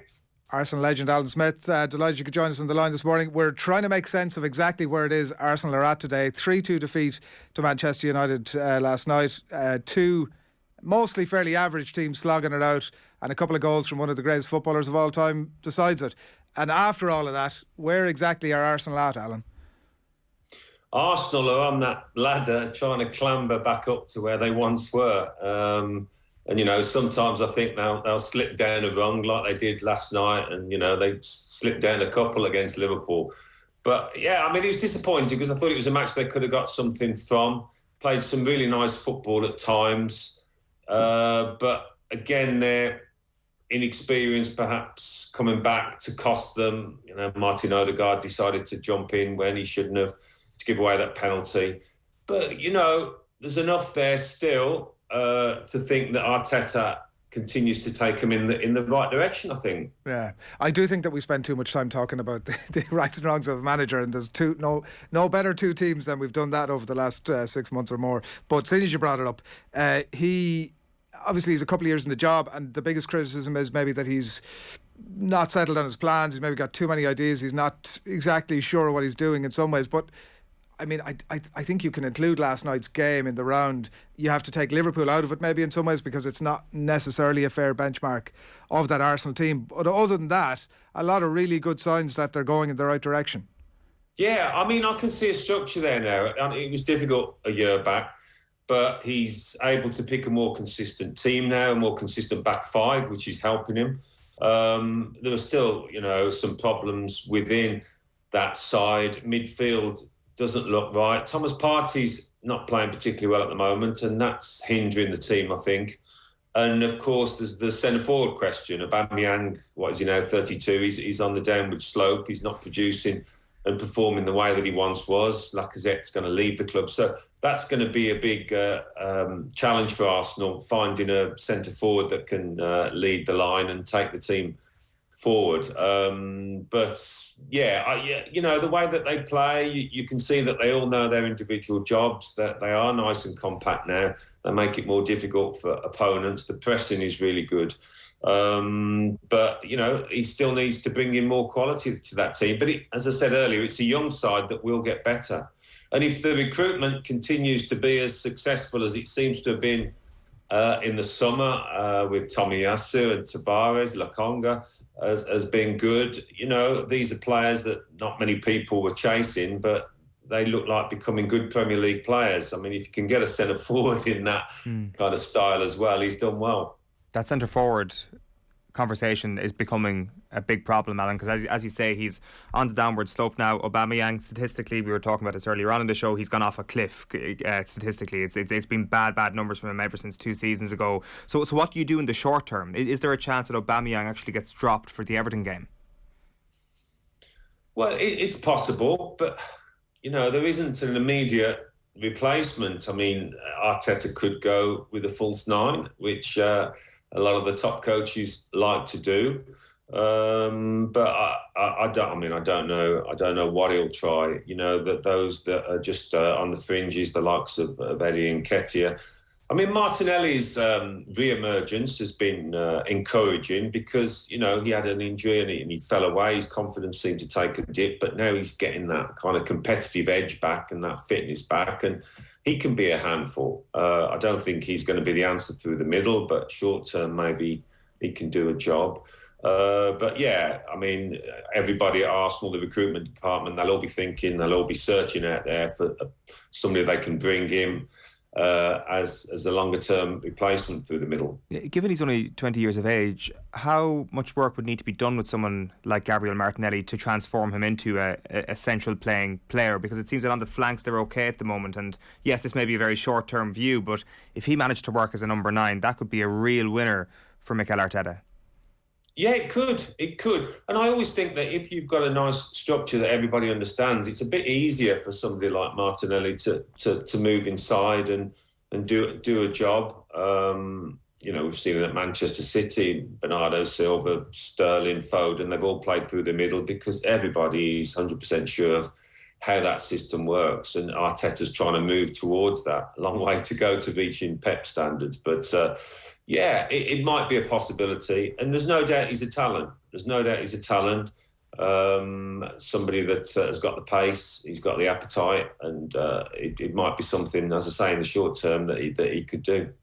What would you do in the short term? Because, I mean, looking at it last night, and we're talking about the future of Mikel Arteta now at this stage, he must be pulling his hair out looking at it last night. That chance that Aubameyang scuffs with 15 minutes to go, and suddenly it's a very different outlook on the game. What would you do with the components that he has, the window notwithstanding, the components that he has even ahead of Everton this week, Monday?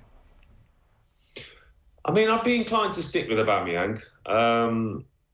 I know at the moment he's a shadow of a player he once was, but he does give the side a focal point. He's somebody that can still threaten him behind and stretch teams. But yeah, I mean, he missed that sitter, didn't he, against Newcastle, and then last night it might have been offside, but it was still a miss. But in the absence of anything really glaring, shouting out at Arteta to go in a different direction, I think he should stick with him. It seems to become a theme this season as well, Alan, where Arsenal go 1-0 up and then look increasingly uncomfortable trying to defend a lead. Why is that? Well, yeah, I think Arteta was on the touchline, urging his players to get up the pitch. It just seems to be a subconscious thing. I don't know, you're protecting what you've got. It's happened too many times, and it is disappointing, conceding the momentum to the opposition, the initiative like they did. And then Old Trafford gets up out of the seats, and it makes it difficult. So that's something they've got to address without question. I mean, the positive thing is that they have been going a goal up, but then it's how you react after that. Go for the second, keep on with that game plan, keep being positive. But for whatever reason, everybody's taking a step or two back. So yeah, I'm sure that's something that they'll be talking about. Is that down to the players? Is it down to the management? Is it even down to those leading the line and maintaining that aggressive press even after you take that lead? Yeah, I mean, I would imagine it's down to the players more than anything. As I say, I don't think it's a conscious thing. I mean, again, I use the word, it's inexperienced, the team, it's young, and maybe that plays a part. But having said that, there's enough experienced lads in there. And again, I'll go back to Thomas Partey. He can be an influential force in the middle of the park. I mean, he's been around the block many times at Atletico Madrid, and I don't know how much of a talker he is, but when you're not playing too well yourself, I think, that affects your ability to kind of marshal the team. But yeah, it's something certainly that has hindered them in the last weeks and months. If we're looking for mirror images between Manchester United and Arsenal, the conversation we were having about concerns over number 9 might have been replicated in Manchester United over the last little while. What's your stance on Cristiano Ronaldo and Manchester United without the ball? Do you subscribe to the notion that there are problems there when he's on the pitch? Well, they can't play in exactly the same way, can they? In terms of that aggressive, high-intensity pressing. It's going to be fascinating to see how Ralph Rangnick deals with Ronaldo, whether, he'll pick him more often than not, whether he'll dip him in and out, because we know it's kind of harem scarum football with Rangnick, very high intensity. So, yeah, that's going to be a big one for him. He wouldn't have managed somebody of Ronaldo's reputation before, and it's it always blows up in the press if he's not playing. Anything that happens to Ronaldo's big news. But God, I mean, he's still a fantastic player, isn't he? I mean, the finish for his first goal was just lovely. He's still got that appetite, so there's still a huge part for him to play at United. How do you see this whole top 4 race playing out then? Like, I mean, if you're an Arsenal follower, you're kind of looking over at Antonio Conte and Rangnick coming into the squad, probably with a fair degree of concern that experience may take them into the top 4 as opposed to Arsenal. So how do you see it playing out?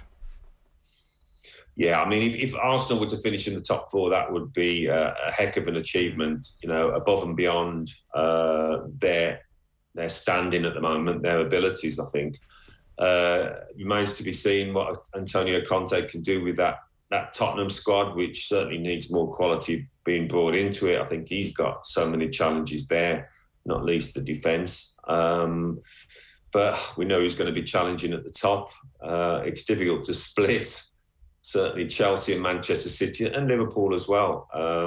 3 formidable teams, and then it's the others scrapping for the bits and pieces and that 4th spot. As much as I'd like to say it and see it, I don't think Arsenal are going to get there. But, if they were to finish 5th or 6th, as crazy as it sounds, that represents progress for Arteta's team after the way they've performed in the last couple of seasons. With Thomas Gray comment in here to say that it's basically it's not as if any of the rest of the United team are pressing either. It's not as if that they can rely on a lot of the other players to pick up the slack. Before we let you away, we better get a word on Michael Carrick. Alan, obviously he's left with a very good reputation now from the results he's pulled off. Do you expect that? Obviously there's Kieran McKenna and Mike Phelan there. Do you expect that those guys will stay on under Rangnick, or how do you see it playing out over the next little while? Yeah, I would have thought so. I mean, I haven't heard too much. I might have missed it about Ranić bringing in other people that he usually works with. So we'll watch that space. But yeah, Michael Carrick's done really well in the short time he's had. The results have been really good, and so you'd like to think that connection with the club going back will be retained, and I'm sure Ranić will have sympathy with that. You know, he won't want a huge clear out, I don't think, but he's the man in charge and he'll call the shots without question. Good stuff. Alan, thanks a million for joining us. Thanks. That's a pleasure, lads. Cheers. Arsenal and England legend Alan Smith on the line there. Interesting to get his thoughts on Aubameyang as well. I think it feels on like everybody sort of, and maybe chiefly Arteta, crossing their fingers and just hoping this guy comes right. The frustrating thing with Aubameyang now is that the vast majority of this squad are going only one way. And as I say, I'm not sure about the angle of the trajectory, but they're certainly on the way up. There is no question right now that Aubameyang is going down, and potentially he is developing at a more acute rate than everybody else in the squad, but he's just going downwards. So that's probably the frustration. It's just at odds with everything else that's happening, and it's such a vital position. I'd love to see Martinelli tried in the number 9 role over the next little while. Anybody who watched the finish against Newcastle at the weekend was sublime. Now, in fairness, that does come about as from him coming off the right flank.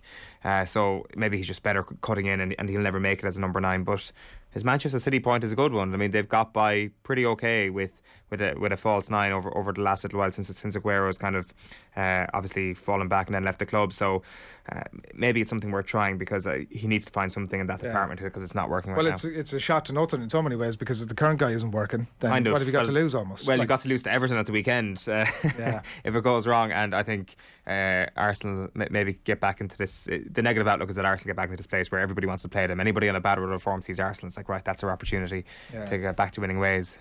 He was one of the better players last night. I think it's worth giving him a bash. We'll get back to some of the papers here. The Guardian for you. Ronaldo relights United fire to warn Ranić. Further fallout from the game, obviously, there last night. 800 and Ron says The Sun. United 3, Arsenal 2. CR7 hits milestone as Carrick announces exit. Benitez back up. Raf Benitez got the dreaded vote of confidence from Farhad Mashiri last night, despite things going from bad to worse. But as Owen said, they have Arsenal at the weekend, and sure, listen, it's Kate's open time there at the minute. And that is The Sun for you. The Mirror, it's great. Nick Carrick signs off with a win for Ralph as Ronaldo rescues United with goals. 800 and 801. That's the story there, and a few other bits and bobs as well. But a couple of stories, I should say, actually, because we mentioned the Lewis Hamilton story from some of the papers this morning. Words are easy, says Fergus Keogh. If Hamilton really wants to make a difference, he won't go. He's already got more money than he'll ever need. And these couple of comments now sort of best summarise, I think, the discussion. And a comment then from somebody else on YouTube who says Hamilton is backing out of the race. Hamilton backing out of the race is a noble thing, but not possible. There are literally hundreds of people in Mercedes-Benz who would suffer from them sliding in the World Championship with a loss of bonuses, etc. Unless Hamilton had the backing of the entire factory to do so, it'd be wrong to drag them into it and jeopardise a title win for the team. So I think that pretty much sums up both sides of the arguments quite neatly.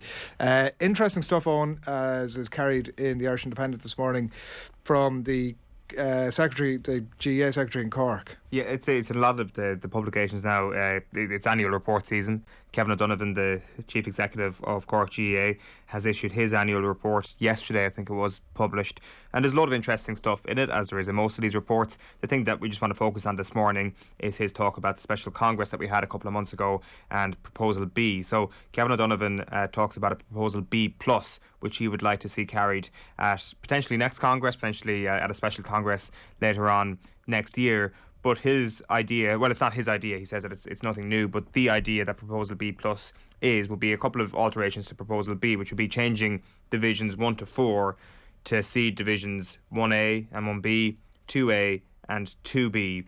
So those people who had an issue with proposal B not giving an opportunity to Team 6, Monaghan or whoever it would be, to progress to the knockout stages, that would fix your issue. James Horn was one of the main people who had an issue with Team 6 in Division 1. So this would immediately allay that, because 1A and 1B would be seeded, and essentially you'd be given the best opportunities to qualify, because you would need to knock out what would be traditionally Division 2 team to qualify for the knockout stages. So the top 4 from 1A, the top 4 from 1B will qualify for the knockouts, and then the top teams from 2A and 2B will qualify, and that would be your 10 teams, and that was the way it was going to be in Proposal B. The other thing that is suggested in Proposal B Plus is to increase more of a link between provincial competitions and the race for Sam Maguire. You could award points for provincial winners, 2 points for them, and the runners-up of the provinces, 1 point for them. And then, just a quote from... For the following season. So let me just say this. So to continue quoting from O'Donovan's report. Thirdly, he says here, guarantee in a rule that Tailteann Cup final will be played on All-Ireland final weekend, and perhaps finally consider an alternative concurrent calendar to increase the profile of provincial competitions. The provincial finals, for example, could be played between rounds 3 and 4 of the Sam Maguire Cup, allowing the opportunity to gain bonus points as outlined above. Now that's a really interesting one, because maybe it had been floated in the past that you could have the provincial championship scattered throughout the All-Ireland championships, but if there's no link, you're going to have teams resting players for the big show. Whereas on this occasion, if your provincial final actually has some sort of figures going for it in terms of the destination of where you're going in the All-Ireland championships, there's not a hope you're going to get teams resting players. They'll be going all out to win their provincial championships, because it's also worth 2 points in your group. Is it a bit like the Nations League? That's what I'm hearing here. Like, it's those points are carry over for next season. No, it's a bit of a safety net for that season. For that season. But it's a bit of a safety net. Is that what we're saying? That no, it's not a safety net. It's an incentive to win your province. So the link between the provincial championships and the All-Ireland championships were non-existent under Proposal B. Awarding points in the context of the All-Ireland as a result of success in the provincial championships will try and create some sort of link. So that's the idea there, and it would be for the same season. So you'd have your provincial championships in whatever, January, February, maybe early March, and then the winners of that already have a head start in the All-Ireland Championship, which broadens the gap then between the weak and the strong. This isn't a good thing for the also-rans. But then to allay that, the 1A and 1B would narrow the gap between the weak and the strong. Personally, I prefer divisions 1 to 4, but I can see why people want 1A and 1B, because it doesn't have some sort of super league at the top. It doesn't have 8 teams, let's face it, 4 or 5 of which are not going to get relegated anytime soon, and they're going to get stronger by playing the best teams consistently, whereas 1A and 1B dilutes that, which for me is an issue. But you can see why they want to do this, because they want to try and narrow the gap or not allow Division 1 to become a complete runaway train. Now, we have had situations in the past where this has been done. Like, off the top of my head, I can't remember the last time when football was Division 1A and 1B, but it has been done at some point in the last 15 to 20 years. I think there was one bizarre situation where Kerry ended up playing Kilkenny in football as a result of 2A and 2B, and I think it was their biggest ever win in football. So you will have those anomalies. You will have hammerings more likely to happen in this than you would have in the 1, 2, 3, 4 situation. So that would be my issue. But still, if the new task force was announced yesterday, if this is something that they consider and they talk about, I think it will be a positive step for sure, because this is better than what we have at the moment. And that was the thing we were all trying to hammer home last year before Special Congress, is that Proposal B was better than the status quo, and any sort of progress is good, but unfortunately that didn't happen. I don't think this is as good as Proposal B, but it's still better than the status quo, so I think if this is what's on the table, it should be voted in next year. It's a step back a little bit from where we were at, but it's still a big step forward. Yeah. Colin Keys just said a bonus point for provincial finalists, 2 for the champions, and 1 for the runners-up in any subsequent league campaign. One for the provincial runners-up. Yeah, in a subsequent league campaign. Yeah, the league championship. Like the league is the championship. Oh, sorry. Yeah, okay. That had totally thrown me. Fair enough. Fair enough. Listen, as you say, maybe none of these things are going to be absolutely perfect, but whatever system we land on has got to be a placeholder of everybody accepting it's not perfect. It is a step forward, and we'll ultimately have to tweak it again in a year or two's time. But at least we're moving forward. Absolutely, and if 1A, 1B, 2A, 2B ends up being too diluted, I'm sure that the tweak could be made down the line to go back to 1, 2, 3, 4, and that could be the fix. We won't know until we try it, and I think that if this is the format for 2023, I don't think football will be in a bad place at all. Okay, let's turn to rugby. 9:03. Alan Quinlan, good morning to you. Morning, lads. How are you? Flying It, host of the Red 78. Recommend that you head along to wherever it is you download your podcasts and get the latest episode. Alan and Neve talking all things Munster. And let's kick off there, Alan, if you don't mind. We're 9 days out, obviously, from the Wasp game, the Heineken European Cup. And just to give a bit of a recap for anybody who's missed events, even in the last 24 hours, 34 players and staff who went to South Africa, all quarantining here, and 14 more who are still in South Africa. So obviously very depleted numbers across the board. Yesterday, the EPCR allowing Munster some extra time to register their squad and allowing them to dip in beyond their registered names of existing players, and that'll be that extra number will be made up of those Ireland players. The existing number will be made up of some of the Ireland players who obviously didn't travel to South Africa, who continued to train, plus loads of academy players, and some chat now as well about AIL players getting involved as well. And the other event was that Munster confirmed yesterday that they will fulfil that Wasp game. And as we understand it, Alan, they have 6 backs and they have 3 forwards from the actual squad. So a patch-up job, obviously, will be required. And to jump into it, it looks like they have one front rower in David Kilcoyne. Like, if you look at that particularly, it's such a technical, pressurised position. It's going to make things clearly very difficult for Munster to make this anything other than a result management. Yeah, it's a very difficult situation. I think it's been well documented all week, and really tricky on the players. I think, look, they got caught in a bit of a storm that nobody really saw coming. Hasn't been really mentioned, but these games were supposed to be in Italy. They were all agreed to be in Italy, changed at the last minute. And I think you asked me, Adrian, if when that was changed, was it a good thing that these games were in South Africa? And at the time I was thinking yes, because the integrity of the competition and you know, for the South African teams who were on the road for 5-6 weeks, for them to have the ability to play these teams in the URC at home was great. But there was always a danger something like this could happen. Hindsight's a great thing. Right. And Munster stuck in the middle of it. Cardiff, Scarlets, Zebra. You know, Scarlets are in a similar position. They have guys isolating in a hotel in Belfast, and their owner, CEOs come out saying that, you know, they just won't have a squad for their game against Bristol, and Cardiff have to play Toulouse. They're in a similar situation. So it's a complete mess, and I'm glad Munster's saying they played a fixture. Part of it kind of fires me up a little bit to say, well, it's real backs to the wall stuff. But the one area that you mentioned there, which is very, very relevant, is the front row situation. And if you have guys who end up playing in that position who are AIL players or academy players, well, there's possibly a safety issue there, and a concern and a worry. And how do you get around that, Quinny? Like, what do you do? You don't get around it, Adrian. What can you do? You can't get around it, because they're not going to be academy players, right? So we are talking about AIL here. Yeah, it's you just hope that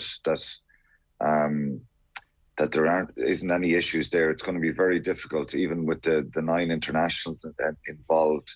8 or 9 is it? And you know, when you're patching up with 6 or 7 guys who maybe are very good players, they're below even the academy level. You know, these guys are on the NTS and the squads and stuff like that in AIL clubs. So you would hope that you can get a few that are strong enough and powerful enough, particularly to be safe in a scrum situation. But it is what it is. You know, ERC have allowed Munster and Cardiff and Scarlets register more players if they need so. And I do understand people have asked about cancelling the fixture and postponing it, but there's no dates there, there's no calendar there, and this is just the world we live in at the moment. Is it a crazy suggestion to think that they could ask some of the other provinces for anybody who isn't going to play for them in the European tournaments? Is that just a crazy notion? No, it's not. It's not. They have to look at every eventuality. I think the issue you have with the other provinces giving you players or allowing players to go to you is that they can't play for that province again in the latter stages if they have issues with their injuries and stuff like that and want to re-register players. So it's not crazy, but I don't know where these players are going to come out of. So I think, do the provinces, just on that question, do the provinces then just have to be selfish and say, sorry lads, we don't know what's coming down the track, look after yourselves? More or less, yeah, I think they do. And unless they have extraordinary depth in the front row positions, which I don't think anybody has. Of course, you going to dip into their academies, and there might be some guys who are capable and training within their systems that it might work with. But I think it's probably a tad too late now, because whatever situation they found themselves in, they've tried to prepare this week with a group of players who they've trained together, and you can't just lob someone in next week and say, well, play against Wasps the weekend. That's a bit more trickier, unless you have in a specialised position like a tight head or a hooker or something like that. But it would concern me more with the prop situation and worry me a little bit. But it is what it is. They've got to deal with it now, and maybe they might get, after this 10-day quarantine, which is Saturday week, depends on the UK government. The fellas are at home, the 34 that came home. I don't have the list of who came home, but can they take someone out of that 34 and bring them over to Wasps on Sunday morning, to Coventry on Sunday morning, and put them on the bench or start them?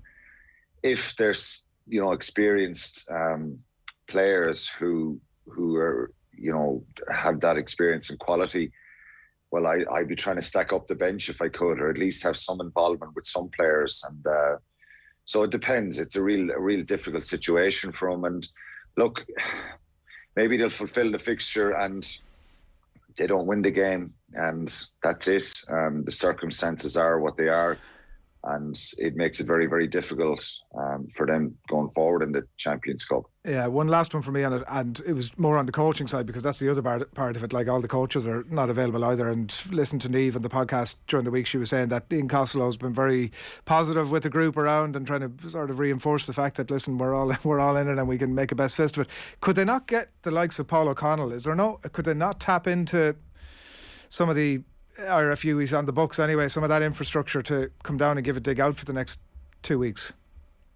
I thought about that, and I thought that that's something that would happen. I'm sure they've got some help or assistance from somebody. You can't just leave it up to Peter O'Mahony to coach the forwards. I believe he's been brilliant, and moments like this and times like this, you need great leadership, and that's really important. So I'm not sure actually who has been in coaching the forwards, but I'm sure they have something in place there. But yeah, I thought Paul O'Connell, what better man to go in and try and help those guys. So who knows, maybe we'll hear about that, and that he has been in there or somebody's been with them. But look, hopefully they can get themselves in shape, that they're safe anyway. The players who are in South Africa and contracted COVID, that they're all okay. I'm hearing they're all okay. I was in contact there, and they're all fine. Very, very mild symptoms.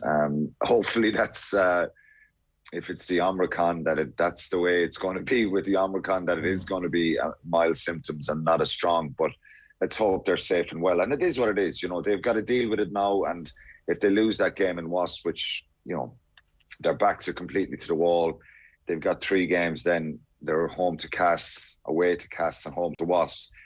Win 3 games, and you will still get out of the group. Even winning 2 games and a couple of losing bonus points, or even winning bonus points, will give some teams a chance of getting into that round of 16. And it's a bit of a crazy draw then. You don't know who you're going to get, so it doesn't really matter. As long as you get in there, you'd hope for some sort of a draw. But I think, look, in all probabilities, and I wouldn't give up on it, and I know they won't, but it's going to be a very, very difficult situation for them in Wasps. But then they've got 3 games that maybe they can regroup and gather themselves and try and win them, and they still might make the round 16 games in the end of March, start of April. We should talk about Leinster against Connacht tonight. The talk all week has been around Harry Byrne, and maybe I guess a disappointing performance last week, and we were making the point around O'Gara. yesterday that it does feel that there's more of a spotlight on Harry Byrne since getting international minutes. Like, is that something you relate with, this idea that all of a sudden you become an international and any little mistake that you make, there's just a way bigger magnifying glass on everything that you do? Yeah, for sure. I think he's had a lot of injuries.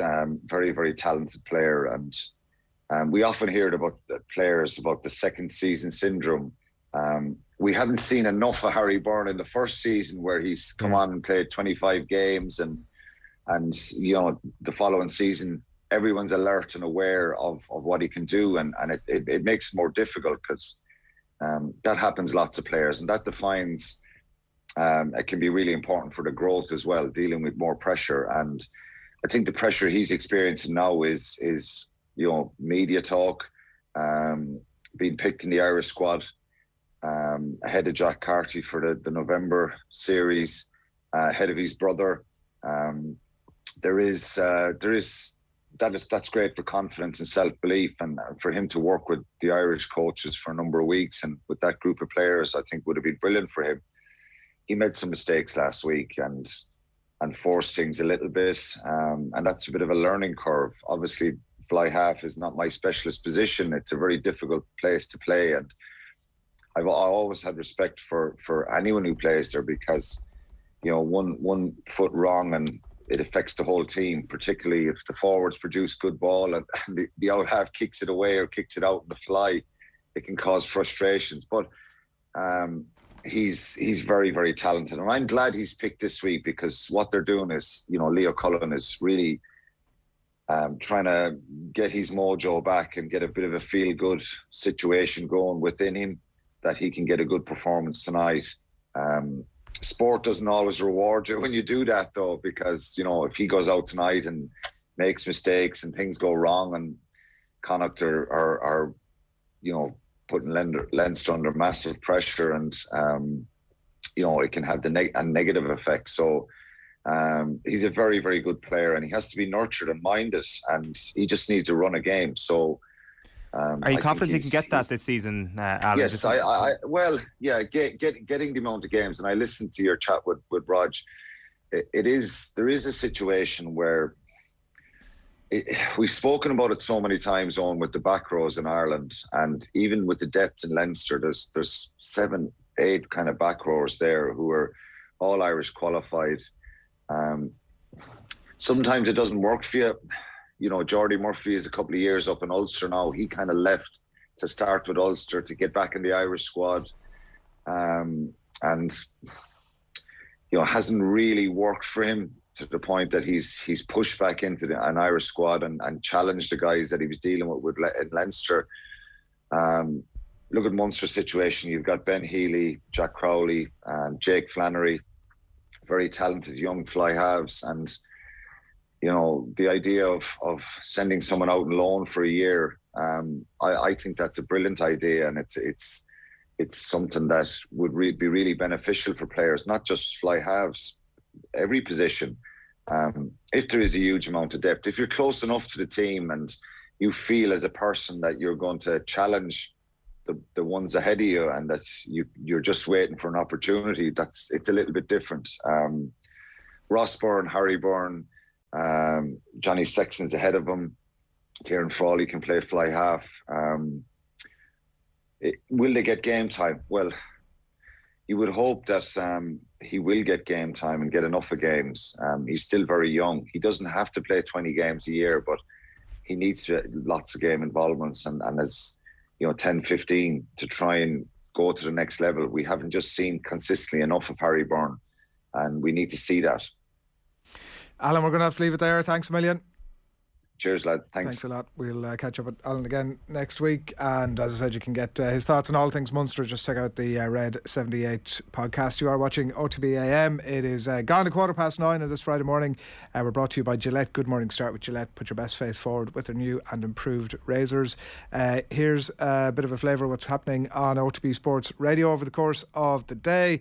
We're going to have OTB Gold with Catherine Switzer from 1. Before that, I should mention, 10:30, it's the football kickoff with Sky, and that'll be Ger and crew. Marking your card for the weekend's football to let you know exactly where those games are happening and what to look out for. Friday night racing from 3 o'clock, Team League of Ireland legend, the St Pat's striker Mark Quigley in the company of the lads from 4 o'clock, and then Ronnie Delaney from 6 on OTB Gold. And do remember as well, Off the Ball on your radio from 7 this evening. Up next this morning at OTB AM, we're going to bring you the crappy quiz. Keep an eye out the ads here, by the way, as well, for a clip from the latest episode of The Snap, which is our American football coverage, and brought to you in association with the Aer Lingus College Football Classic. Back after these. OTB AM on OTB Sports Radio, Ireland's first and only sports radio station. Are we allowed to enjoy this?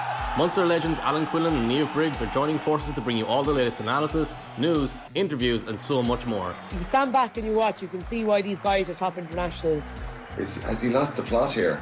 Or is it just all good fun? I think it's good fun. The Red 78 with Alan Quinlan and Niamh Briggs. Available every Wednesday. Don't miss a moment of action. Subscribe to the rugby channel on the OTB Sports app and turn on your notifications now. You think Mac Jones is the real deal?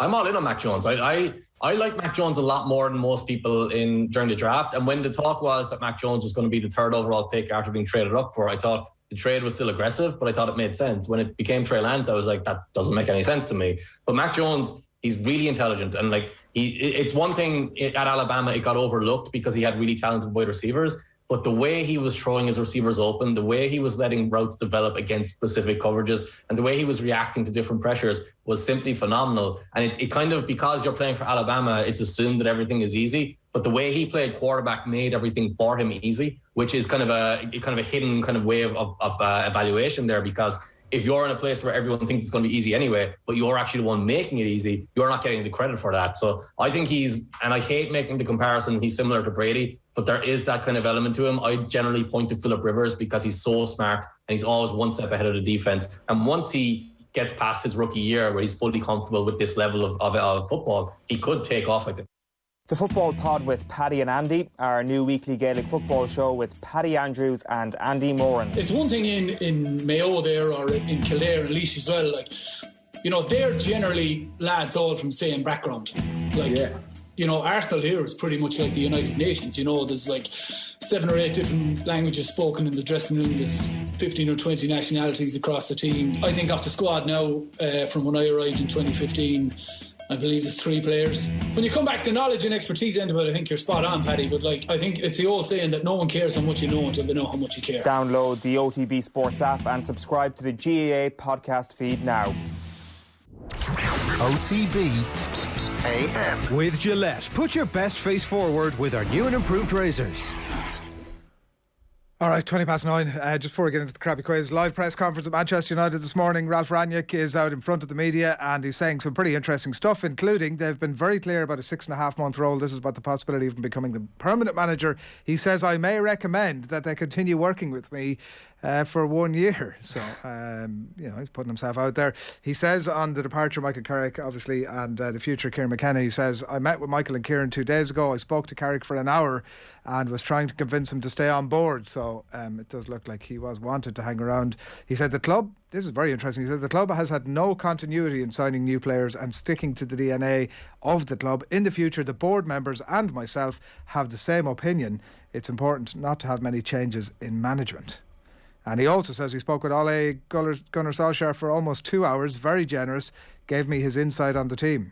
So this is a guy that, at least we know, is not afraid to speak his mind. It's going to be an interesting few months in front of the microphone, that's for sure. But obviously the thing that you led with there is the big line here, that the time that he's been agreed, he may recommend to continue working with me for 1 year. Of course, as somebody who is going to be involved with the football club, he will be recommending things for the football club to do. Could Ralph Rangnick be recommending Manchester United appoint Ralph Rangnick on a 12-month deal, an 18-month deal? Well, it is weird, isn't it? Because if they are trying to get in Pochettino or whoever it is, and obviously he's now one of the key the key decision makers in the company, it's a little bit compromising that conversation, clearly. Yeah, 100%. It just complicates things a little bit further, and I'm absolutely less certain about where Manchester United are going as a result of looking at and reading these quotes, but looking forward to listening to the full thing back later on. All right, it is time for the crappy quiz. Chris Waddle. Oh, you're kidding me. September. Kyle Lafferty. Are you joking me? Is that right? I know it's not right. Anybody else? Leash, was it? Like, that is one of the most stupid questions. Darius Vassell?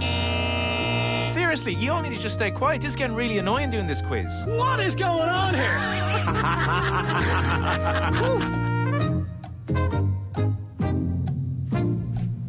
Welcome along to the shoutiest segment on Irish radio. It's the scintillating, it's the stupefying, it's the splendido crappy quiz. Every Friday we pit 3 of Team Off the Ball up against each other in our no-holds-barred quiz of sporting factoids at the end of the week. Allow me to welcome today's contestants. Our first contestant today is once again the champ, and this time it's for becoming the Westmeath Tom Selleck, the Athlone Dr. Phil. His facial hair has made millions of children cry over the course of the last month, but they don't realise he was crowned OTB's King of the Stashes. It was very much Movember, no problems for this contestant. Give it up for Adrian, who's your daddy, Barry. Yep, just delighted to be here. Thanks very much for Joe Conroy during the week. He made the right decision, bucking the usual trend of this nonsense quiz in that, the right decisions were made. I have to say, Owen, I did shave it off on the 1st of December and was very happy to see the back of it. It was, I'm not, Ger, I know, likes to keep things going into the new year. Not for me, pal. Our next contestant today couldn't believe his eyes when he looked at his Spotify Wrap this year, and Bruce Springsteen had dropped down to 2nd place, Garth Brooks had moved down to 3rd, and Mike Denver had dropped to 4th. There's a new artist in town, and this guy has been getting really into their work over the past few months. They're apparently the newest experimental folktronica collective on the scene. They are the Football Pod with Paddy and Andy. Terrible name for a band, but their host is Tommy Rooney. Hello, Owen. God, I was very, very worried there that you had access to my Spotify Wrap. Why so? It is 2nd. Oh, there you go. You're just a very, very tough man to read, Tommy. You're welcome along. Yeah. You're welcome back to the quiz. Our last contestant. Hi, Adrian. There you go.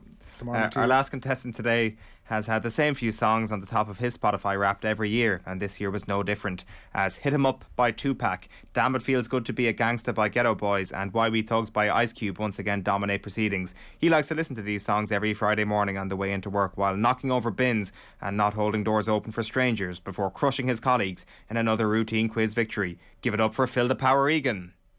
How are you doing? I think it's actually against restrictions, isn't it, to hold doors open for people these days.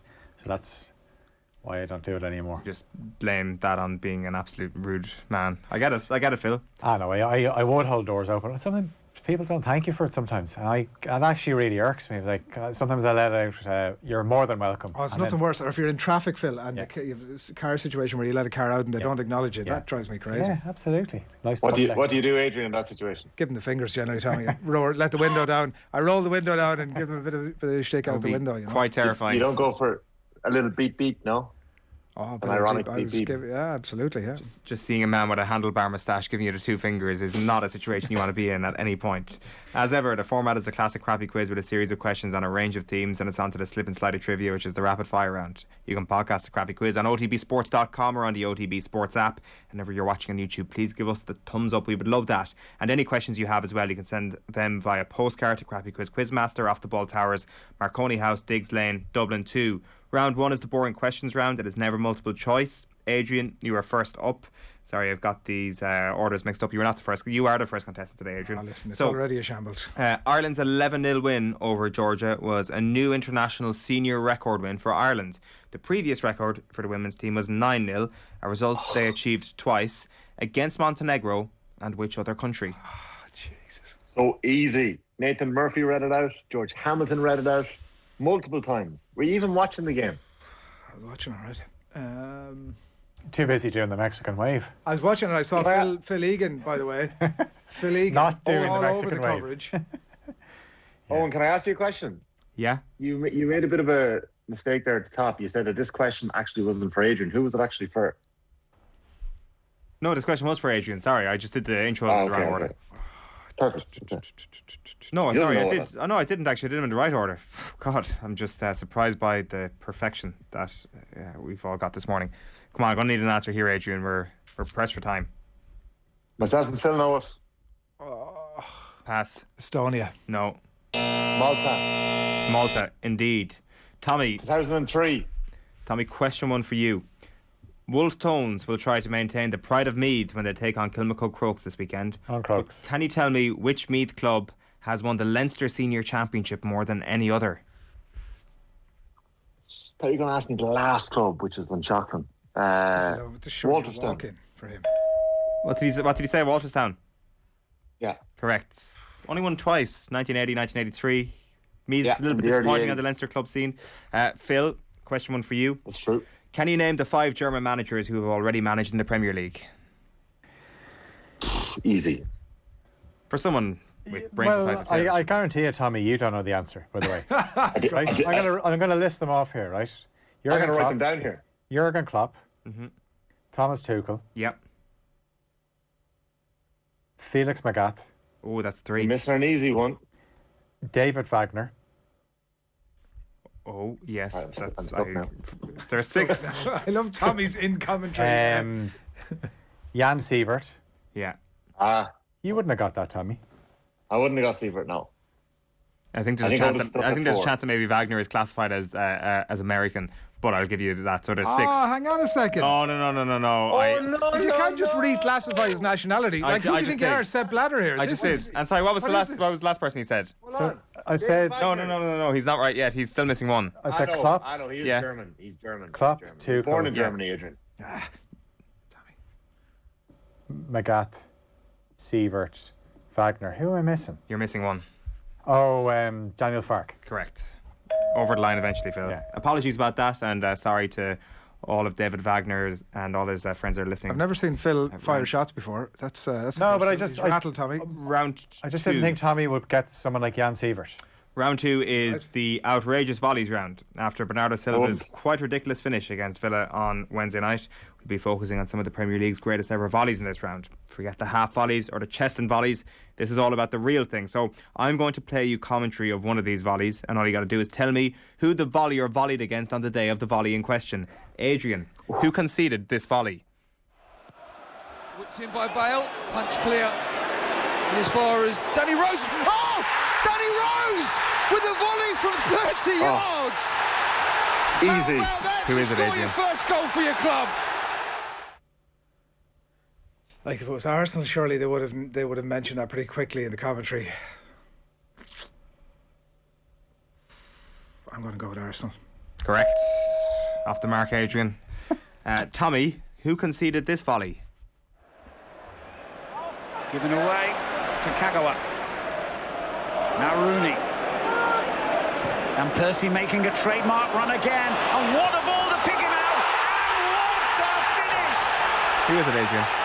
A magnificent goal by Robin van Persie. Aston Villa. It's correct. Yeah, and that's what I've written down here. Great, good for you. Phil, Phil, which team conceded this volley? I hope this is tricky now.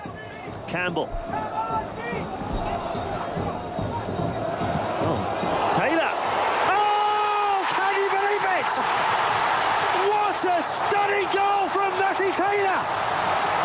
Ooh, a classic. 2 goals last weekend and an absolute blinder today. And that's why Steve McLaren is keeping a close eye on Matty Taylor. What a strike. And Roy Keane, probably. Could have been a Sunderland legend. How many caps? Matty Taylor's playing for Pompey. Who did he score? You remember the goal, right? Yeah, I do. I'm trying the halfway line. He had a couple of belters that season. Notice that Phil gets a much harder question than his 2 colleagues in this round, but I think it's totally fair. Weighted. Right. I have 2 in my mind, and one of them he played for the club. Who are the 2 options? In my head, I'm thinking Reading or Bolton. Right. I'd say throw one of them Come on, out there. Phil. Let's give us which one. And Jojo or Stephen, just give them the. Okay, I'll go with Bolton. No, it's not correct. It was Everton. So I admire the fact that you made him actually give an answer even though both were wrong. Yeah, I was just like, get this over with. So it is Tommy on 2 points, Adrian and Phil trailing a point behind. At least we're all off the mark going into round 3, which is the Pass the Parcel of Doom round. You know how this works. There's another edition of the hottest new invention of 2021. I give you a category that involves a list of names, or in this case clubs. All you got to do is give me a name that matches the list, and the Parcel of Doom passes on to the next contestant. Whoever fails to give me a name gets knocked out, and the last man standing gets a point. Adrian, you're first up. Can you name a club that has won the Dublin Senior Football Championship at any point in its history? I'll take Phil's answer. Kilmacud Crokes is correct. It passes to Tommy. St. Vincent's. St. Vincent's is correct, yeah. Phil? Ballymun Kickens. Ballymun Kickens is correct, yeah. Adrian, back to you. Nafina. Nafina is correct. We're alive here. We're kicking. Tommy? Sylvester's. Sylvester's is correct, yeah. Ballybowden St. Enda's. Ballybowden St. Enda's. Spot on. Back to you, Adrian.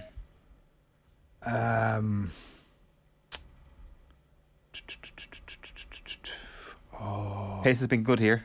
Let's keep it going. How long does he Oliver get? Plunkett. No. No.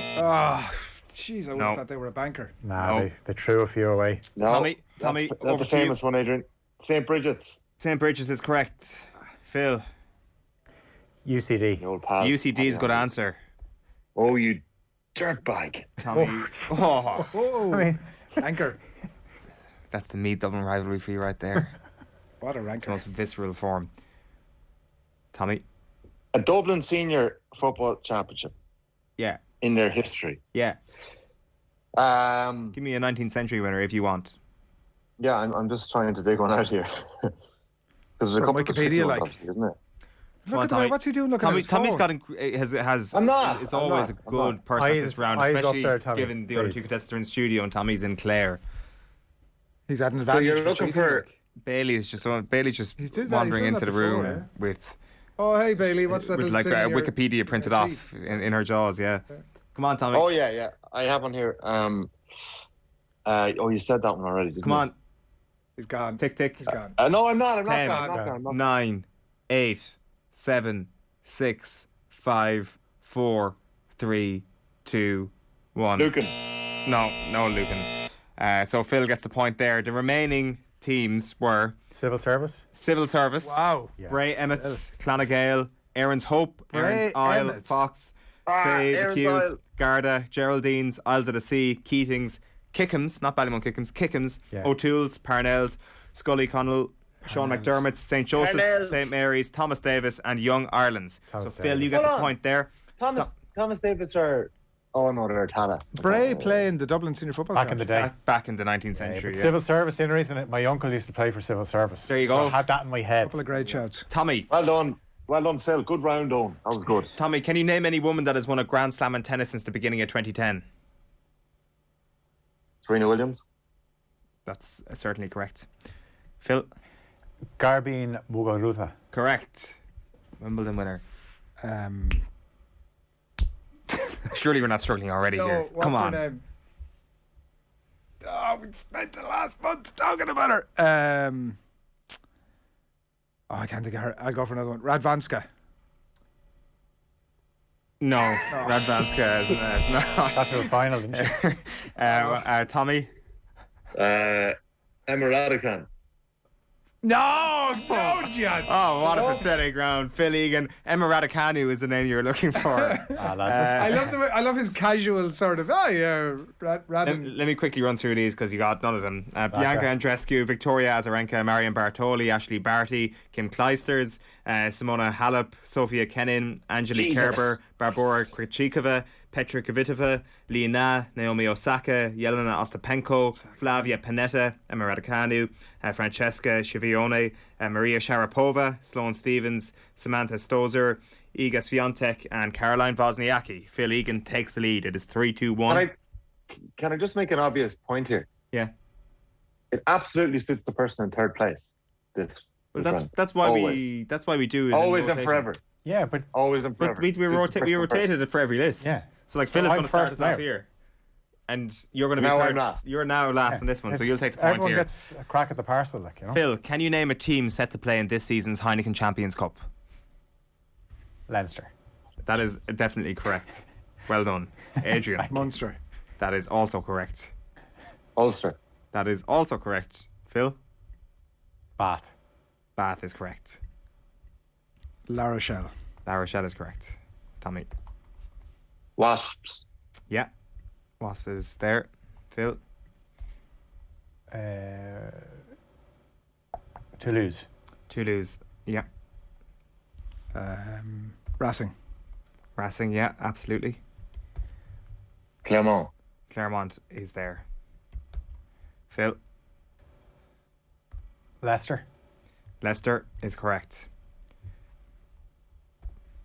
Adrian. Has Toulon been said? Are you going to say that? You got to make a call, man. Yeah. Glasgow. Say Glasgow, okay. Tommy. Exeter. Exeter, yeah. Phil. Cardiff. Cardiff is correct. Yeah, we're going well here, lads. Adrian. Ospreys. Ospreys is correct. They are certainly in the Champions Cup this year. Tommy. Toulon.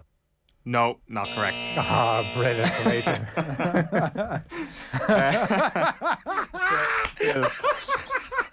Phil, who's next for you? Sorry, La Rochelle was said, wasn't it? Yeah. Hold on now. You can't be asking if something was said. You either said it or you're out. You can. No, He's you can. out. Yeah. I'll confirm whether that's been said. Did we say Montpellier? Correct. Adrian. Bordeaux. Bordeaux is correct. This is tense. Phil. Trying to think of an English team. I'm going to throw in Gloucester. Gloucester is incorrect. Adrian takes the point. Lads. We needed that, Adrian. Lads, we're going to have a lot of commenters from West of the Shannon. I was... Connacht are there. Yeah, I thought Bristol Bears, Connacht. Castres, Harlequins, Northampton, Sale, Scarlets and Stade Francais were the remaining teams. But we're doing well. Great round, lads. Well done. This is the highest scoring quiz in a long, long time. It's Phil 3, Tommy 2, Adrian 2 as we enter round 4, which is the fun-free magic number round. Contestants get 3 points for getting the number exactly right. If no one manages that, the nearest contestant who doesn't go bust gets 2 points. The second closest gets 1 point. Tommy's running commentary. The answer that's written on your paper. So I'm also going to have to ask for your pens once the music ends. So if you don't mind, give us the following number. The number of goals the England women's team scored against Latvia in their World Cup qualifier this week, plus 11. The number of times St. Pat's have now won the FAI Cup, plus the number of senior Leinster titles Kevin McManaman won as a Dublin footballer, plus the number of teams in the Premier League currently with a goal difference of better than 0. Your 30 seconds expire when Snatcher sings Bright Shiny Beads. May or may not have been mentioned already on the show this morning. So the number of goals England scored against Latvia in their Women's World Cup qualifier this week. The number of times Pat's one is a disaster. won the FAI Cup. The number of Leinster titles Kevin McManaman won as a Dublin footballer. And then how many teams in the Premier League have a positive goal difference? Don't quite tell if zeros positive or not. Oh, I was going to ask. Anything above 0. Okay, so not in the minus, basically. Forgot junior cert maths. Tommy, what have you got? 40. 40, Adrian? 30. Phil? 40. Oh, the only one who didn't go bust is Adrian. Yes! That's 2 points. Adrian is in the lead. Is it 39? It's 38. England scored how many goals? 20. 20. Pats have won the FAI Cup? I put down 3. 4 times. 5. Kevin Mack won 10. And you all went too high. There's only 4 teams in the Premier League with a goal difference better than 0. Manchester City, Chelsea, Liverpool. I had 4 spot on, just for the record. Okay, we are. You had how many spot on? Under time pressure. Sorry, I had that last question spot on. We are under time pressure. So our winner tonight will be decided in the round that separates the men from the boys, the Ralph Raniks from the Ralph Wiggums. It's no theme in particular, ridiculously easy rapid fire round. 40 seconds for everyone to answer from the same set of questions. It'll go Adrian, then Phil, then Tommy. You get a question why are you correct. still ahead of me? I keep asking you questions. And then it won't even get to Phil. Don't worry about it, Tommy. Move on to the next person if you get one wrong. And you get minus a point as well. So, Adrian, can you back up your Movember trophy with a crappy quiz trophy? Time will tell. Are you ready? Absolutely. Your 40 seconds starts now. Who scored the record-breaking 10th goal for the Republic of Ireland on Tuesday against Georgia? Correct. Who is the Borussia Dortmund manager? Felix Magath. No, Marco Rose. What is the county grounds of Leitrim, Tommy? John McDermott. Oh, Phil. Next question. Next question. Correct. Oh, next What question. nationality is Sadio Mane, Phil? Senegalese. Correct. Which team currently has the best record in the NFL? Too long. Arizona Cardinals. Yeah. With which team did Ralph Rangnick last win a trophy? Schalke or Leipzig, Tommy? Schalke. Correct. What age is Harry Byrne? 20, 21 or 22? 22. Correct. SK Sturm Graz are a football club in which country? Austria. correct. So and now you slowed us down now with that Sean McDermott. Yeah, there's an absolute Stewart's inquiry here. Hold on a minute. So Phil gets to 4 points as a result of that. Adrian stays at 4 points. But the winner, as a result of getting 3 correct answers and none wrong, is Tommy Rooney with 5. Get in there, boys. 2 of those were multiple choice questions. Like in a 100%. In a rapid fire. Like a rapid fire, you can't have multiple choice. We need to wrap up because I need to go. I've never heard of it myself. That's been another great crappy quiz. I'll take it. Tommy, congratulations. Nonsense. Cheers. Oh, well done, Bailey. It's hard luck. Sore losers. Loads of good stuff coming up over the course of the weekend. And Off the Ball, we'll be back with you here right on OTB AM on Monday morning at 7:30. Myself and Ger. Have a good weekend. Evening, John. Evening, Nathan. So it's been a pretty busy week, it's fair to say. A full round of Premier League fixtures in midweek and a lot going on at Manchester United. It's been confirmed since we last spoke to you that Ralph Rangnick is coming in as the interim manager until the end of the season and will then stay on as a consultant for the following 2 years. You weren't quite convinced when the news was emerging last week that this was the right move for Manchester United. Has anything that you've heard over the past 7 days changed your mind? Not really, Nathan. I think, I think Manchester United got themselves in a big mess, and they're doing their best to get out of it. And I'm not so sure doing what they're doing at the moment will get them out of the mess, Nathan. There's been a sense that the mess has been created by a lot of non-footballing people making footballing decisions with the key appointments and a sort of jobs for the boys mentality, a lot of former players involved, and that Rangnick is Manchester United going in a very different direction. He's somebody who has very set views on how football should be played. He's been a hugely influential coach, an influence on Thomas Tuchel, on Jurgen Klopp, and that actually now Manchester United's footballing decisions are going to be made by a footballing man. Is that the way the club should be going? I think it's the way they should be going, Nathan. There's no doubt about that. But not on an interim basis. You know, this guy is not the manager. He's only the manager till the end of the season. And I don't think interim managers work, Nathan. You know, my experience as a professional footballer, that when you had a manager, you had to believe he was with you forever. Because you played for him, there were his tactics, his way, and he was the boss. So you had to please him. And that in an interim manager, you say, well, what are we going to do next year? Is he going to be here next year? Do I have to play for him now? I mean, that's just the dressing room connection. In my experience, Nathan. I mean, if you go back a few years when Ferguson who was one of the great managers, I think he said at Christmas, made it public at Christmas, he was going to quit at the end of the season. They hardly won a match after it, Nathan. And he stayed on, and they won the league. They finished up winning the league. But I don't believe in interim managers, and I think if this guy is that good, to be quite honest, why not give him the job now for 2 years? Why do you have to wait? I mean, if he's worth his salt, then he's worth his salt now. Well, is it a situation that they have somebody lined up long term, potentially Maurizio Pochettino, who they have looked at several times over the years, and he's not available right now. None of the other leading managers in the world are available right now. Ralph Rangnick can come in and make an instant impact with the players for the rest of the season, but maybe for him and Manchester United, actually that greater role away from the day-to-day management suits everybody. It could well be, Nathan. It's a possibility. But don't forget, the deal that he signed, he has a 2 years extension on that, Nathan. And that's supposed to be in a consulting capacity, as a consultant. But what's that supposed to mean? You know, is he going to be a director of football? Well, they have a director of football at the moment. Yeah, well, you don't hear much of him, Nathan. Like a lot of people behind the scenes at Manchester, you don't hear a lot about them, but they make the decisions.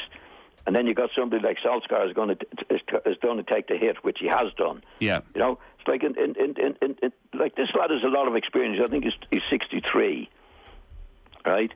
And but I just wrote something down that he has been saying. He said, like, the best managers know precisely what football they want to play. He was insistent that all had a distinct vision of what their team looks like. They have a video of the game in their head, right?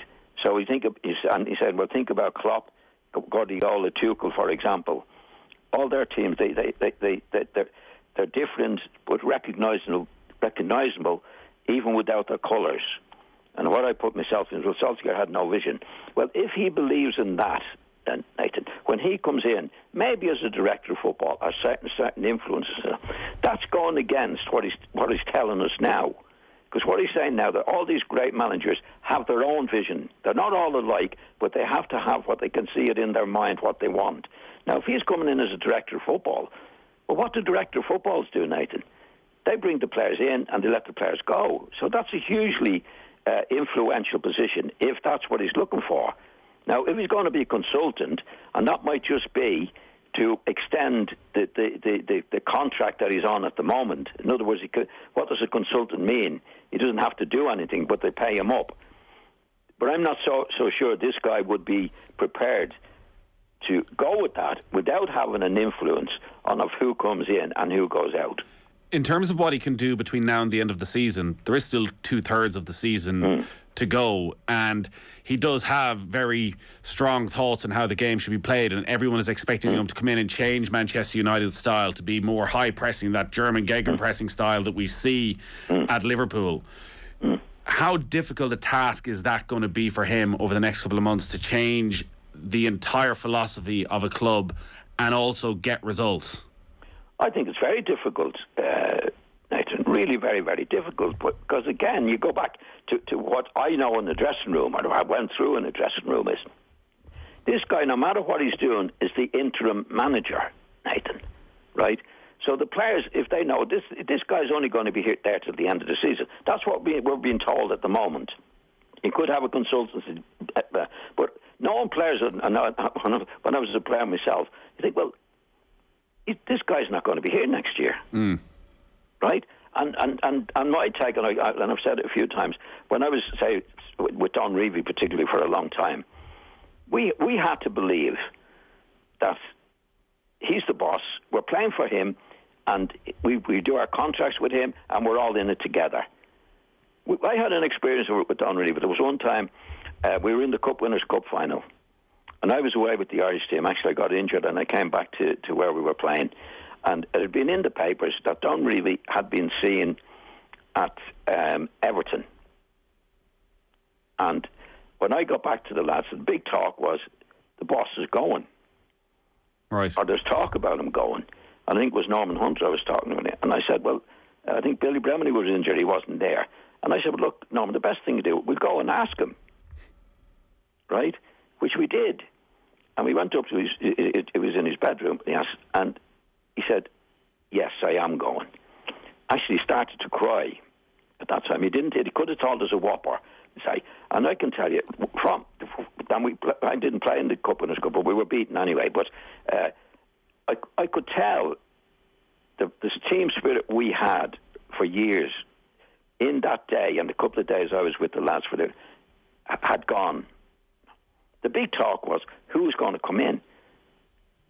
What are we going to do? The boss is going. He said, no, he didn't go because something fell through, but he was seen by some support or something going to Everton. But I went along with Norman and asked him. He said, yes, it's true. I am going. Well, I guess it probably undermines so much of what he had been saying to you during that season about, the quality ye had as players if suddenly he's attracted to a different job. Yeah, well, that's what happened. But from our point of view as players, we think, what are we going to do? Who do you think will be coming in? Do you know what I mean? Because we knew he was going.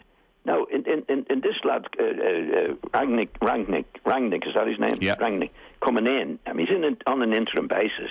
What the players will be thinking, right, how long is he going to be with us? Is he going to be here? This is what we're doing at the moment. But do you really buy into it, you see, Nathan?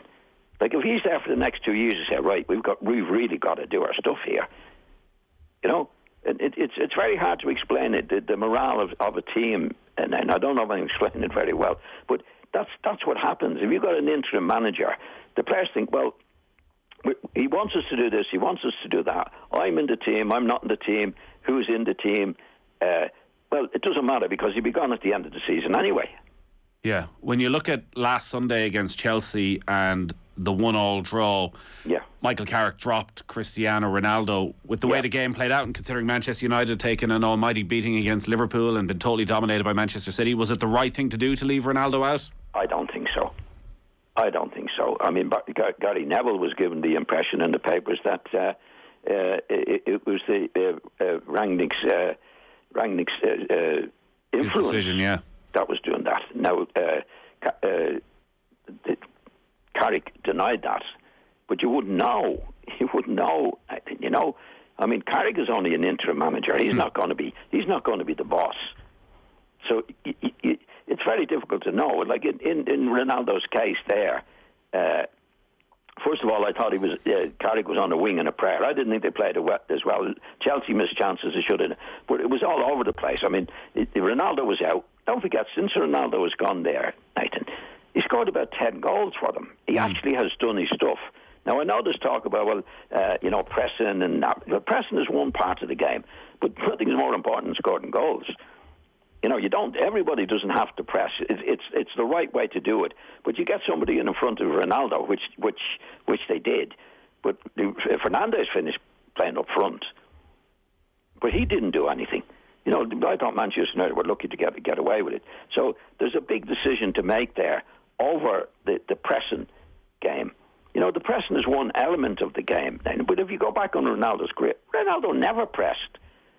He never pressed. How is he? He's considered quite rightly, one of the great players in the world. And the stuff he's done for Manchester United so far, I mean, he scored more than his fair share of goals and got them out of trouble on a few occasions so far. So do you drop somebody for not pressing well, which is part of the game, and leave out somebody that's scoring goals for you? Well, what would you advise Rangnick to do if he has his philosophy that has worked so well for him in football through the years, and this is what he wants to implement at Manchester United? If he feels Cristiano Ronaldo can't fit into that system, does he have any choice but to drop him? Well, that could happen because that's what he believes in, Nathan. But there's not just one way of playing football. You know, when you come into a club, you look at the team and you say, well, who have we got? Like, in other words, you can't say this is the way we're going to play without knowing what players you've got, and the players dictate how you play, right? So if you go into a situation like this and you've got a Ronaldo who's scoring goals on a regular basis, do you change your whole philosophy? Yeah. Do you know what I'm saying? I don't think you do. You live with Ronaldo, and if he's not pressing the same as everybody else, well, that's okay. He's going to score your goals, though. That's my take on it. So I think Ronaldo's been, in some people's minds, a bit unfairly treated. I think, but he has done what he's been bought to do, which is to score goals. But it's the rest of the team that are not doing their stuff. I think he has done his stuff, but the rest of the team. I mean, Fernandes, for example, the last few weeks, last couple of months, I don't think he's tried a leg. I think Solskjaer changed for 3 at the back, which became a disaster. This is a badly managed team. What do you put Fernandes' decline down to? I'd say it's because of the climate in the dressing room. I think once it goes, I think the players lost faith in Solskjaer. I don't think he was a real manager anyway, Nathan. That would dictate to the dressing room. And when that happens, everybody looks at it from their own point of view, right?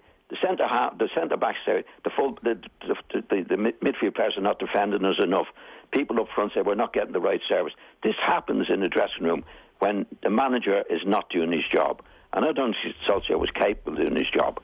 But where the real managers don't allow that to happen, they say, this is what I want you to do, you do it. And you're winning matches. That's ultimately what it's about, Nathan. So everybody's under the control of the manager. I think that Solskjaer lost that completely in the last couple of months at Manchester United. So everybody's blaming everybody else. And for some reason, Fernandes, I don't know, but all I'm saying is that if you're playing in a team, a dressing room where it's not good, Nathan. That's what happens, and it usually and has done always manifests itself on the pitch. I don't know what was in Fernandez's head, but he wasn't the same players that he had been for months beforehand. And I don't think he was trying a leg. You wouldn't put any of the blame for that on Bruno Fernandes. You don't think he should have been a stronger character within that dressing room to keep his own head up firstly, but also elevate the players around him? Yeah, I wouldn't. I wouldn't. I'm not saying that he was right to do it. He was wrong to do it. I'm only saying what happens, Nathan, with different individuals in a team if it's not done properly. Of course, it's not right. He should be trying the same as he would do in any situation. But if the atmosphere is not good and the morale is not good, what is morale? Morale is everybody pulling together and doing it for each other, Nathan. So once the morale goes, everybody's looking after themselves. And I'd be professional on a professional level. I'd be disgusted at what Fernandes did. But it does happen, Nathan. It doesn't happen by accident, you know. But all I'm saying is that in my experience in the dressing rooms, if the manager's not doing his stuff and he's not good, the morale goes. Yeah. And everybody's looking after themselves.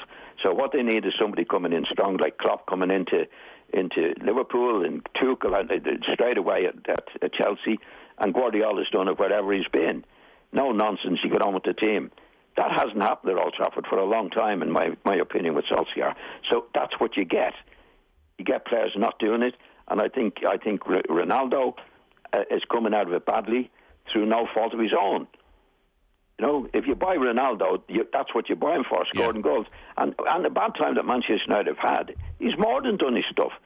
I mean, he scored goals there in matches that he's brought them back from the dead.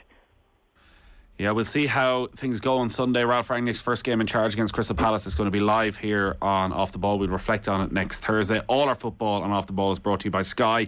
It is the big one in the Bundesliga this Saturday. Don't miss Dortmund against Bayern Munich, live only on Sky Sports. I want to talk to you about Leeds, John. Got a huge win, a badly needed win against Crystal Palace on Tuesday night. Rafinha with a penalty with almost the last kick of the game. A lot going on at Leeds at the moment, it seems. Obviously, poor form, second season. OTB AM. With Gillette, put your best face forward with our new and improved razors.